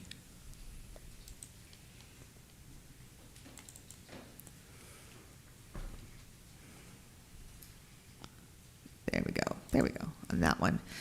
So noise-wise, I mean, granted, the enclosure is going to be cutting back on the noise, but is the generator room likely to be the noisiest, or is it going to be the well? Well, that's going to be, it will be noisy, but Okay. that doesn't come on unless there's emergencies.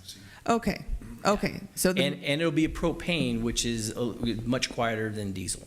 okay, great. And the wellhead being the furthest in towards the inside of the park, and that's per sort of all those different boundaries that you told us we have to have at a Exactly. certain distance from the Correct. manholes and that sort of thing. Okay, yeah. My question was, hey, I wonder if you could move, if the generator it. part was going to be the loudest part, move it away from the homes more, but you're saying hopefully not often, and we have to have the wellhead on that side. One of the first iterations we had with the design team on this was putting the building longitudinally, or vertically. That didn't. It was operationally, it was going to be challenging because when we got to back in a rig to pull the well, it's got to come in on an angle, and Sure. the design team, after they thought about that, it wasn't a good solution. Okay. And then also another big factor was some of the underground Utilities. Yeah, exactly. We're going to have to be underneath the building, which would be problematic. If Right. there's ever a break or if it has to be maintained, then we're ruining the structure itself. Okay. Okay. Thank you. Thank you Yeah. for the explanation. Let's see. That was one question. Then the others I have just regarding the community outreach. I'm glad that we're letting all the community know. Do we usually do a radius around this in terms of like for noise or construction that's going to be? We do. We do. Yeah. Okay. Kevin, I think, can correct me, but I think it's 500 feet is 300 feet. But, Okay. I mean, But we'll do obviously beyond. we're going to, Sure. make a huge, I want to educate the public. Sure. This is an important project. It's important that we keep moving forward on it. So I want to educate them and make them feel comfortable with what we're doing. Right, right. Yeah, and I just highly, recommend again for the neighborhood and the community, for the outreach to, include Spanish interpretation, or at least the offering of Spanish interpretation. Angel Garcia. Yeah, she's on it. That's great. I'm glad Angel's on it. Thought he would be, but just make it official for the record. Yeah. And you're so close to Mountain Vista School. I see that the construction is likely to happen November, December, January. And of course, the recommendation always be, hey, in those most noisy moments, it'd be great to do while the school's on break, because but it's got to get done, and just hopefully not too disruptive. I got totally sidetracked by a college winter break. I thought that they were going to be on break the entire month of December. I got educated by Shannon and the department. That is not the case, that they're in school all but 2 weeks, I think. I think so. So, yeah, it's very unfortunate. But yeah, a big part of the cost is also the noise, the sound curtain that's going to be installed. It's actually a sound wall. So there's going to be an erector set of I-beams stuck in the ground, and there's going to be essentially a wall, a three-sided wall, and there'll be a big curtain, but that's to dampen the noise that's going to occur with drilling. And that was not on the county's on that project at Agwell. There was no noise dampening for that project. So I'm told that the noise dampening that we're after is the most aggressive approach. So we are doing as much as we can to contain that noise, with the construction of a well that's possible. So there's nothing more that we're going to be able to do. We're going to do is everything we can. But I'm also told that we are going to meet the noise restriction requirements, with the exception of the late. So the other thing, I was educated that once you get into a well, you have to keep it going. You can't stop, right, or else it collapses. But our hydrogeologist said, that's true for certain soils, but he feels, given our soil, the type of soil that it is, that it won't, that it'll have enough structural integrity to stay together during night hours. So they're thinking that they don't have to drill at night. Or there might be a possibility that we might have to go 24-hour operation. And then we're looking at two-week cycles of continuous drilling. Okay. So it's not, yes, sir. So, so two things come to mind now that actually the mayor brought up the idea of, and you did too, the break. So one, the first thought that came to mind was, wow, it'd be great if we could schedule it during the school break, because then, wow, the kids are not going to be affected at all. They're all going to be out of school. But then if you think about it, why are they out of school? Well, they're out of school because it's a holiday break, where everyone's going to be on holiday. And I think the public would be very upset if, on Christmas Day, or Christmas Eve, we're out there drilling and keeping the whole neighborhood up instead of listening to Christmas carols. So anyway, just some food for thought about the timing. Obviously, we want to coordinate with the school district, as well as probably listen to what the people in North Fillmore are going to prefer in terms of timing. Obviously, it's an important project, but we want to minimize the impact to our residents as much as possible. Yeah, I mean, I don't want to speak ahead of myself on this, but I feel like that we can work with the drilling contractor and come up with a logical approach that makes sense for the community. But if we are put into a situation for technical reasons and we have to continually drill, that's something that's beyond their control and our control. But we have to anticipate it. Okay. Yeah. Are there any further questions, comments? Okay. All right. Thank you, Joe. Thank you for the PowerPoint, for the really extensive explanation. Thank you. We're moving forward. Okay. I'll entertain a motion on this item. So I recommend the City Council adopt the plan specs and estimate, PS&E, for the well number 10 exploratory drilling and well development project at Dolores Day Park, known as project specification number 25-03A project, and authorize the advertisement for the project for construction bids. Okay. Do I have a second? Second. Okay. All those in favor say aye. Aye. Aye. Any opposed? Okay. Motion carries. Thank you. Thank you.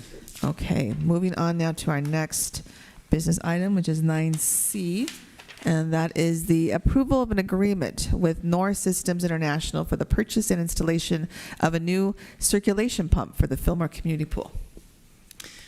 The never-ending battle of keeping our pool alive.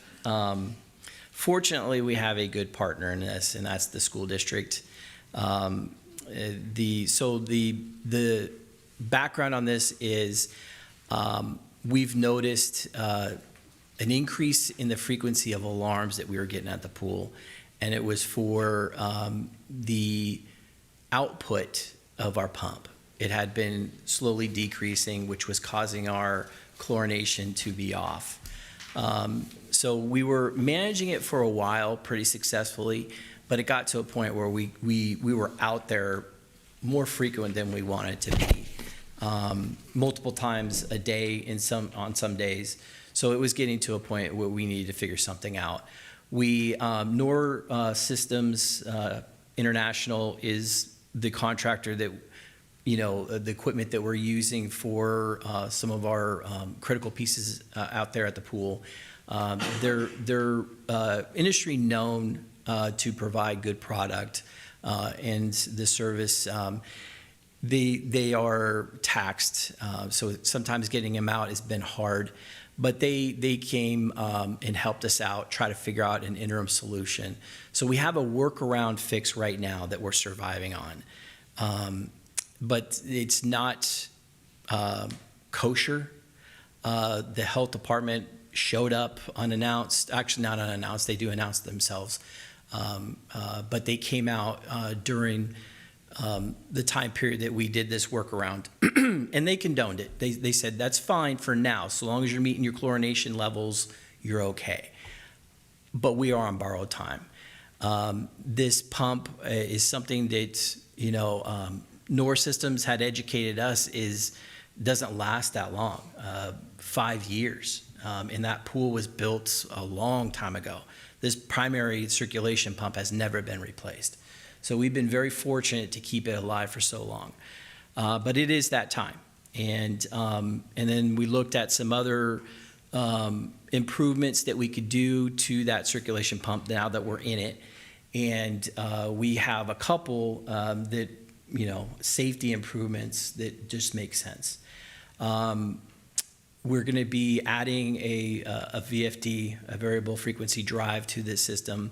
That will help us maintain a level that's appropriate for the seasonal use, and it will help us on our electricity bill in the long run. Obviously, there's an investment period that has to be paid off.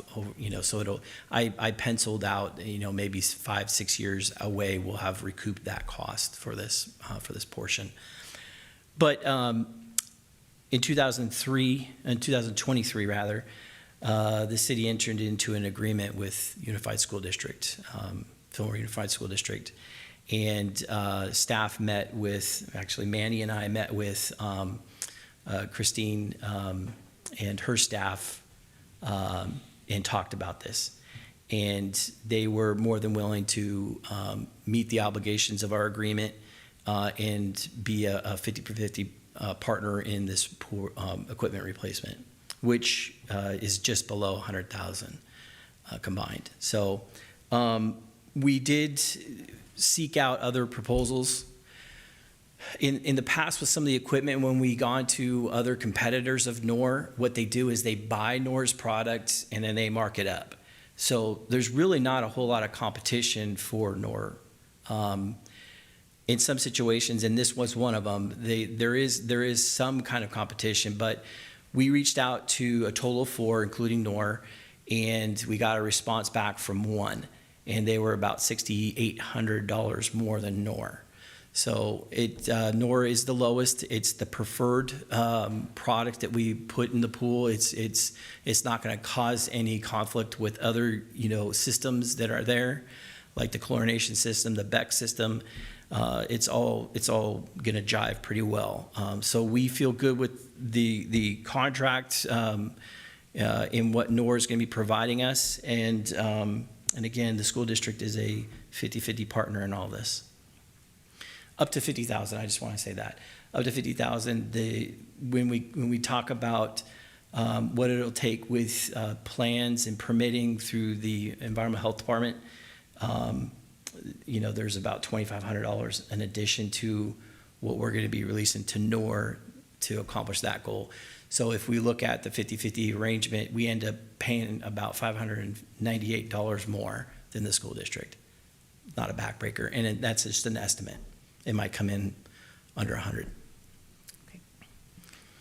So that concludes my report. I mean, I'd be happy to answer any questions. Okay. Thank you. Does anyone have any questions? Sure. So you said you're going to be providing a variable frequency drive. Is that also provided by NOR? Or is that a third party like Siemens or someone that's doing No, it? it's a NOR product. Okay. Thank you. I'm sorry, I didn't talk about the safety improvements. For some reason, when the pool was designed, the shut off, when the system floods, there's a huge vault in there. It's probably about the fourth of the size of this room, but deep too. So you have to take a ladder down into the pit where the pumps are located. So the idea is if there's ever a break in the system or something like that, that's what floods. For some reason, the emergency shutoff is inside that pit. So you technically, would need to be in that water to turn that electrical panel off. Which Scuba dive. makes no sense to me, and I don't know how it was permitted, but this project corrects that. Thank you We for don't wanna- for we all don't of our wanna lose times. Staff. It's hard to keep staff, so we want to keep them around. Yes, absolutely. Thank you. Great, important safety improvement there. Absolutely. Okay, there's no other questions. Comment? I just want to make a comment. Thank you for a report and making sure that we, that we have to. We have to do what we can to maintain the pool, and just want to thank also the school district for being, partners in this, and continuing to be partners as we move forward. And I remember being a part of talking with the school district when we talked about the pool and needing to be in for when we needed repairs like this, and they're there at the table with us, so that's great. Okay, all right. With that, I'll entertain a motion.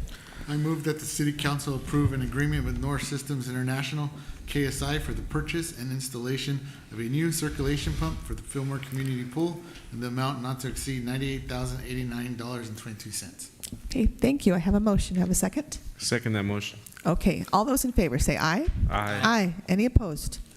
Okay, motion carries. Thank you. Thank you. Okay, moving on. Next item is 9D, and that is the approval and authorization of a contract service agreement with Control Systems West for supervisory control and data acquisition support services. Thank you, Madam Mayor. This one is we use Control Systems West a lot for SCADA issues, and we've had a lot. We had them on contract several years ago to do many upgrades to our SCADA system, just under $1 million worth of upgrades. So we're getting the bugs out, tweaking things here. Well 7 comes back online after it's been rehabbed. We had issues with the chlorination system, and Control Systems West has been there to do above and beyond what their contractual obligations were. I didn't know about that until about a month ago. I just out of the blue asked him, what are your billing rates on this? What's in the agreement? And he says, well, we're not really, the principal of the company, we're not really working on an agreement. We're kind of working outside of the agreement right now. So it cost me to look at the agreement. And we're way out of scope with them. So this is a Band-Aid, a temporary contract that I'm asking for tonight for $50,000 just to get us through the end of this fiscal year, which I'm not going to need the entire fiscal year. I'm going to be going out to a competitive bid for that service, as we should, checking prices with our vendors. So I plan on getting the bid on the street in about 2 to 3 months. And if Control Systems West is the successful party, then we use them. If they're not, then we terminate this contract and move on. Okay. So just to Yes. clarify, so this is a temporary contract just to get you to, so that you can go out to bid properly, is that right? Correct. I feel uncomfortable asking them to do stuff that we don't even have a contract for. Sure. Not to mention, you know, Jackie would be on my tail as a risk manager, you know, not having them on a contract. Yeah. And Tiffany. That's Yeah. right. Yes, and everybody. So, I'm trying to do the responsible thing here and getting them on contract, just to buy us some time. All right, Thank you. thank you. Thank Good you. question, John. All And right. we have enough budget, you know. To do. We budget for the services. We didn't really know that wasn't a part of their contract, so. Okay, great. Thank you. Okay, no further questions then. Let's look for a motion. I move that the city council approve and authorize the mayor to sign a contract with Control Systems West for SCADA support services in the amount not to exceed $50,000 in fiscal year 2025-2026. Second. Thank you. We have a first and a second. All those in favor say aye. Aye. Aye. Any opposed? Okay, motion carries. Great. Thank you. Okay, thank you. All right, our last business item is 9E, consideration of awarding a contract for concrete access driveways project to Serco Engineering Incorporated. Thank you, Madam Mayor. This was one of those projects that we felt like we needed to come to council for. These are budgeted projects. The Well 7 access driveway wasn't a specifically budgeted project, but it's underneath our operating fund, which has the budget for these types of repairs or these types of improvements. So there's two access driveways that we bid separately, but since the same contractor was the lowest on both, we combined them and we're bringing this to you now. You have the bid results of the three contractors that we solicited a bid from, and in the bid prices. So Serco Engineering was the lowest on both. The justification for let me show you Well 7. So it's grass. So we're asking heavy ton machinery, trucks, well rigs to drive over this grass. And when we were rehabbing it, the trucks went right through it.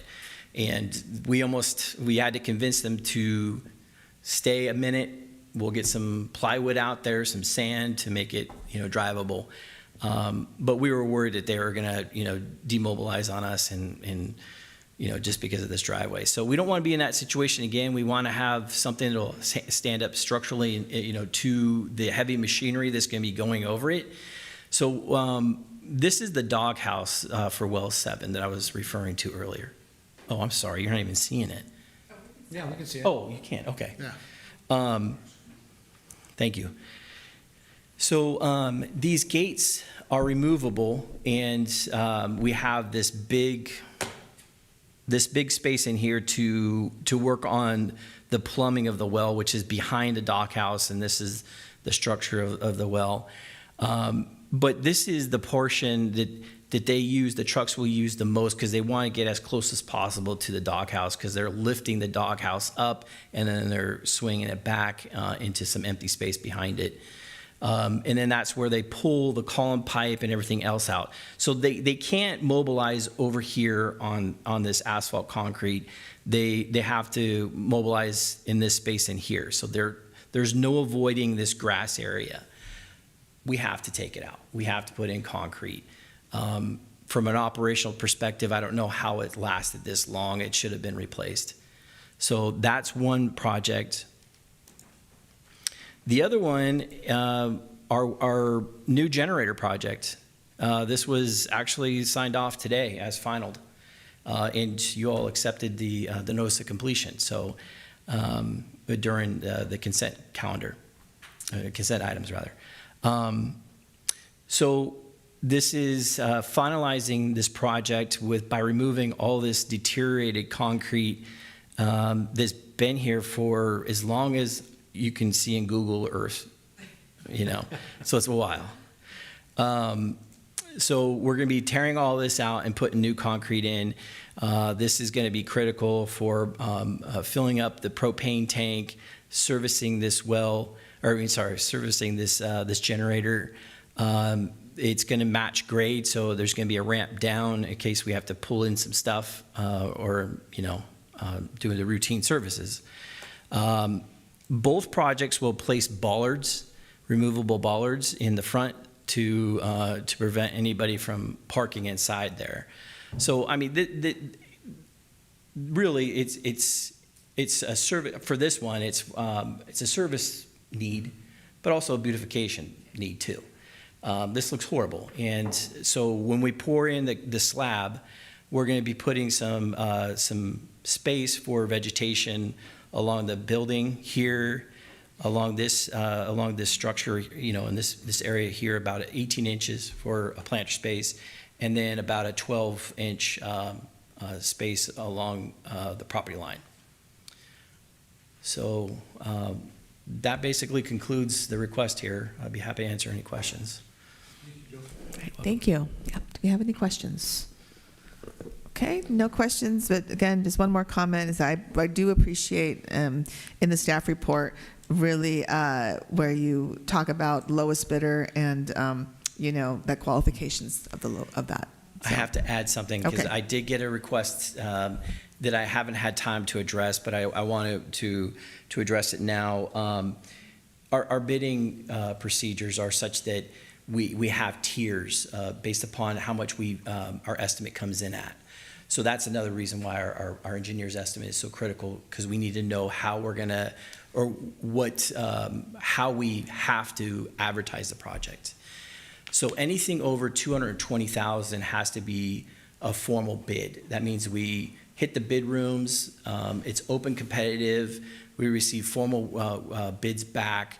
That's what, we're required to develop plans and specs when we get to that kind of a level of a project.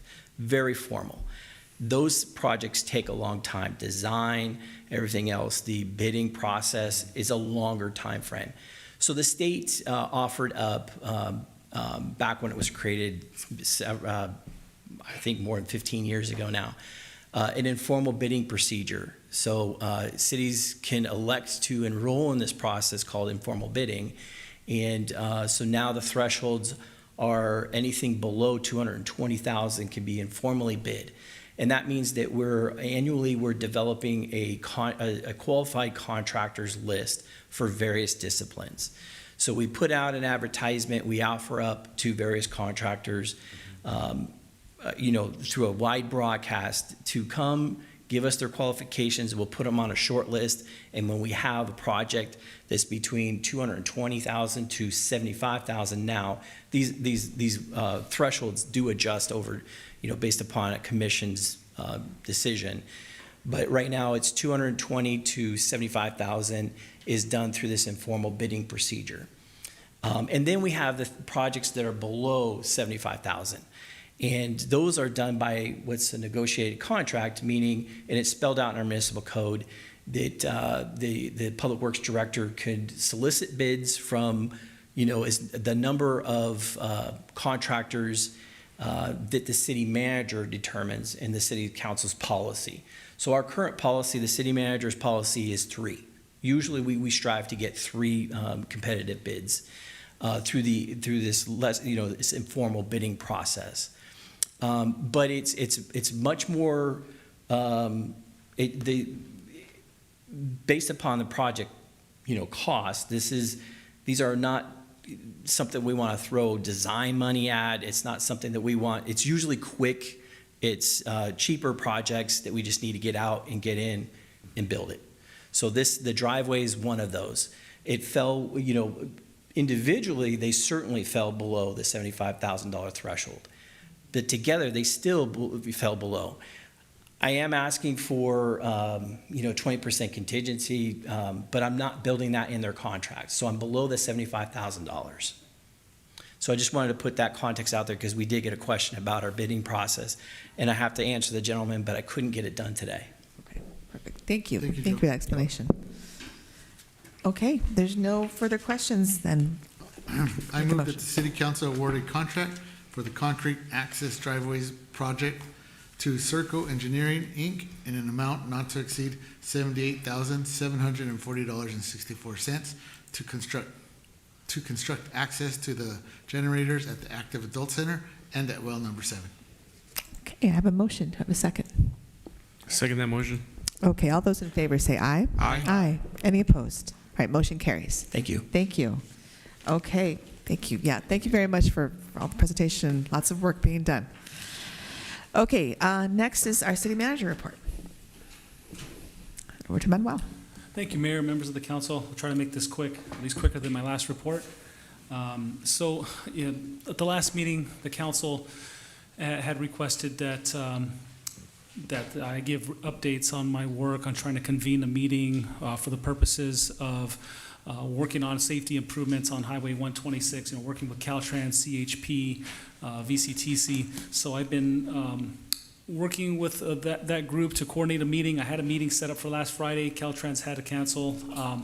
The good news is, District 7 Director Gloria Roberts, she oversees District 7, which Fillmore is within, and that district encompasses not just Ventura County but also LA County as well. So it's a large district, but she's prioritizing her role in being in this meeting. So I really appreciative on that, and she also sits on VCTC as well. So she wants to be there. We're looking at September 10th as the meeting date, and we have that all but confirmed. So I will let you know when that happens. And what I have planned is to meet with them and our staff, and to discuss some of the figures, the data that each of these agencies are capturing, to get a better picture of the type of accidents that are occurring, when they're occurring, and whether or not they're at high speeds. Are there issues that need to be corrected by the driver, and just really get an overall understanding of what the data shows us, and within the context of history as well.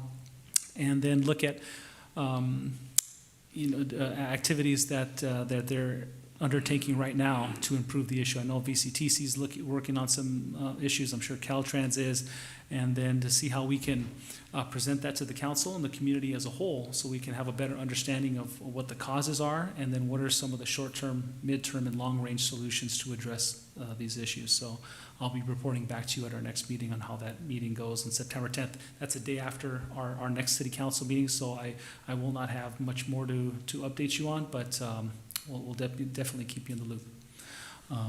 Let's see, I'll go on to our Economic Development Ad Hoc Committee. Thank you, Councilmember Garnica and Mayor Villasenor, for attending the meeting that we had with Eric Swenson, owner of Regent House across the street, and then also with Sean McCulley. They've been working, as you mentioned, really hard on coming up with a design for a wayfinding sign that can guide people that are traveling on the east and west on the 126 towards our downtown. And so we met with them, got feedback from the council on their design, and I'll be working with them on submitting an application to our planning department to make sure we get a permit for the sign that they want to put up, and we'll be updating you as that progresses along. Let's see. We did get minutes from the July meeting out to the members of the Business Roundtable that had attended our meeting in July, and we have an upcoming meeting on September 11th at 8:30 at the Red Engine Brewing Company. They were nice enough to agree to host our next meeting. So we're going to be advertising that to our business community for them to attend. And we're very eager to communicate some of the things that we've been working on and get updates from them as well. Let's see. So I also have been working on setting up a meeting with a sign company to walk us through the process of developing a wayfinding sign program for the entire downtown. One of the things that we did notice, and the direction that the Business Roundtable wanted us to go, and the ad hoc committee, was that we really do need a comprehensive wayfinding sign program, and is also recommended by the master plan that was prepared by the council and adopted by the council a couple of years ago. So we'll be meeting with a couple of sign companies that have a lot of experience and are currently working on sign programs here in Ventura County, and I'll be contacting you to arrange those meetings. And let's see, We're going to be having our fall citywide cleanup day on September 27th, and this is going to occur from 8 a.m. to 1 p.m. It's going to be at well number 4, located on Good Enough Road between A and B streets. And accepted items include trash, recyclables, furniture, appliances, old tires, refrigerators, computers, TVs, stereos, and cathode ray tubes. So if you have an old TV, Okay. yeah, right. Okay. So just to insert on this one, let's make sure Angel Garcia, we really get out the word, and I hope all my fellow council members will also, because I had several people last year, it was like, I didn't know, like actually like a handful, and I think all of us did. So let's do the best we can and saying, hey, you missed the 30 times that we let you know. We'll do. Okay, We'll do. We'll thanks. make sure we get the word out on that on social media. And to the extent that you can, anybody watching, if you see a post that the city of Fillmore has placed on our social media, don't be shy. Share that with your network and help get the word out. That really helps making sure that everybody gets these important messages that go out. Another one that you can get out is the next band in our summer music series, and that's going to be the famous Wade Brothers. So that's going to take place right here on City Council steps from starting at 6 o'clock, and they'll go to 8 o'clock. I think our music series has been very well received, and I want to give a special thank you to our Cultural Arts and Recreation Commission members, Nancy Rodriguez, and also Greg Agostinelli, who's been working a great deal on making sure that the community has some wonderful music to hear on Friday nights. And also to our Parks and Rec department that are helping coordinate that and helping get vendors out here for food and whatnot. Finally, the city has started a free compost and mulch program. So we are doing this in compliance with Senate Bill 1383, which is a statewide mandate that is looking to reduce organic waste at our landfills. And so residents and businesses can receive up to 50 yards of compost or 100 yards of mulch every year at no cost to them. It's no cost if you go and pick it up at Agromin's facility in Oxnard. And if you want it delivered, you can get it delivered for $90. And so that's more mulch or compost than I think anybody knows what to do with. So don't be shy. Come get your mulch and compost. If you got a yard project that you're looking to undertake, please do. And we'll be also reaching out to some of our developers in the community to see if they can take some mulch as well. So everybody do their part. Question? Homeless. So yeah, I'll be submitting a revised application or budget modification for the contract with Turning Point.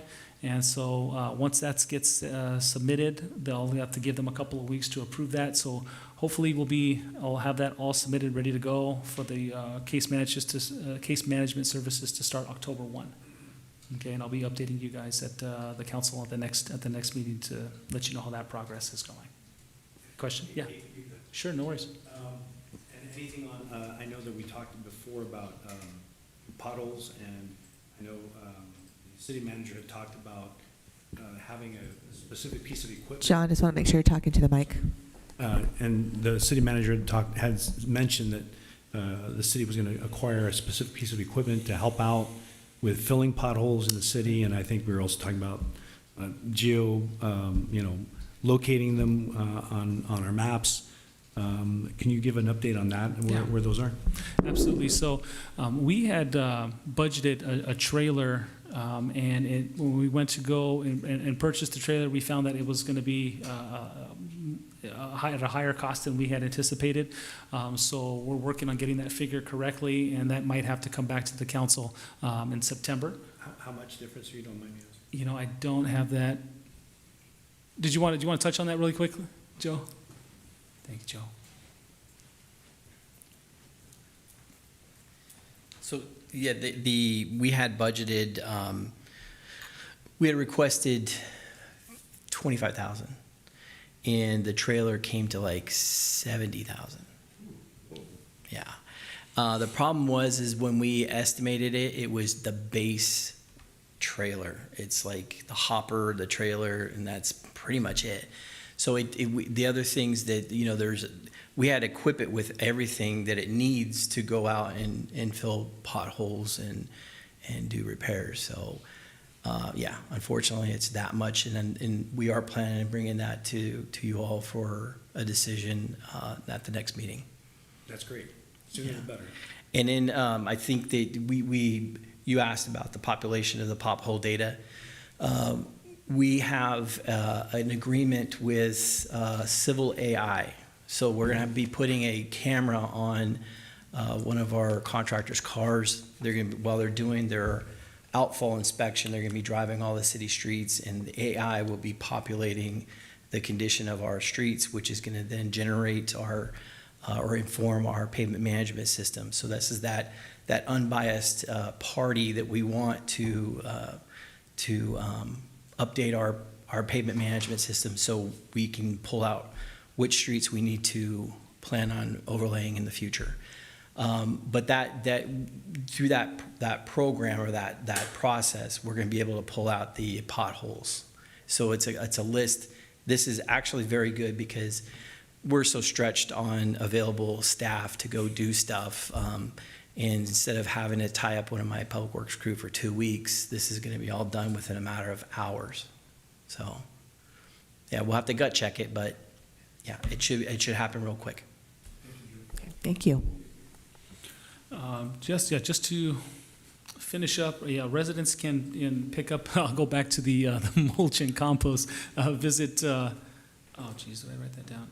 Shop.agromin.com, and you'll be able to put your order in. Let's see here. So thank you to the mayor for, and also Angel and everybody that worked and participated in the Get Out the Scoop event. That was a really fun event, and you did a really great job. So thank you, Mayor. We received really great compliments on your participation and your willingness to engage with the community. So thank you. Also want to really congratulate Chief Garola and the Fillmore Fire Foundation and the fire department on their great work hosting and putting on their annual Regal Landeros Golf Tournament. I had a great time participating in the event, and it just shows the amount of support and that the fire department has throughout the county.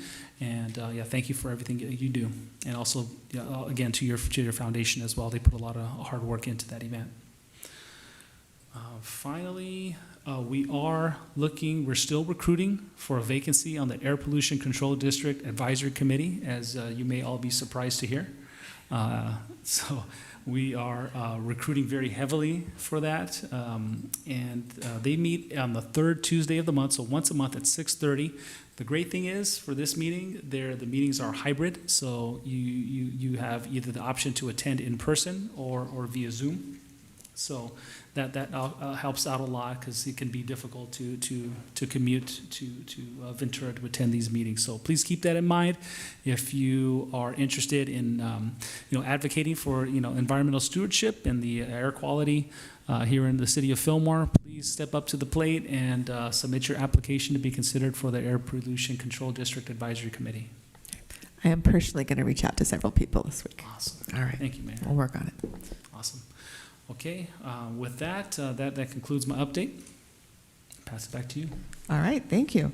Okay, at this point then, that concludes our regular meeting. We're going to move into closed session. We do have, let's see here, conference with legal counsel, anticipated litigation. The city council will conduct a closed session pursuant to government code sections 54956.9D2 because there is significant exposure to litigation in one case. So we're moving to closed session. Thank you.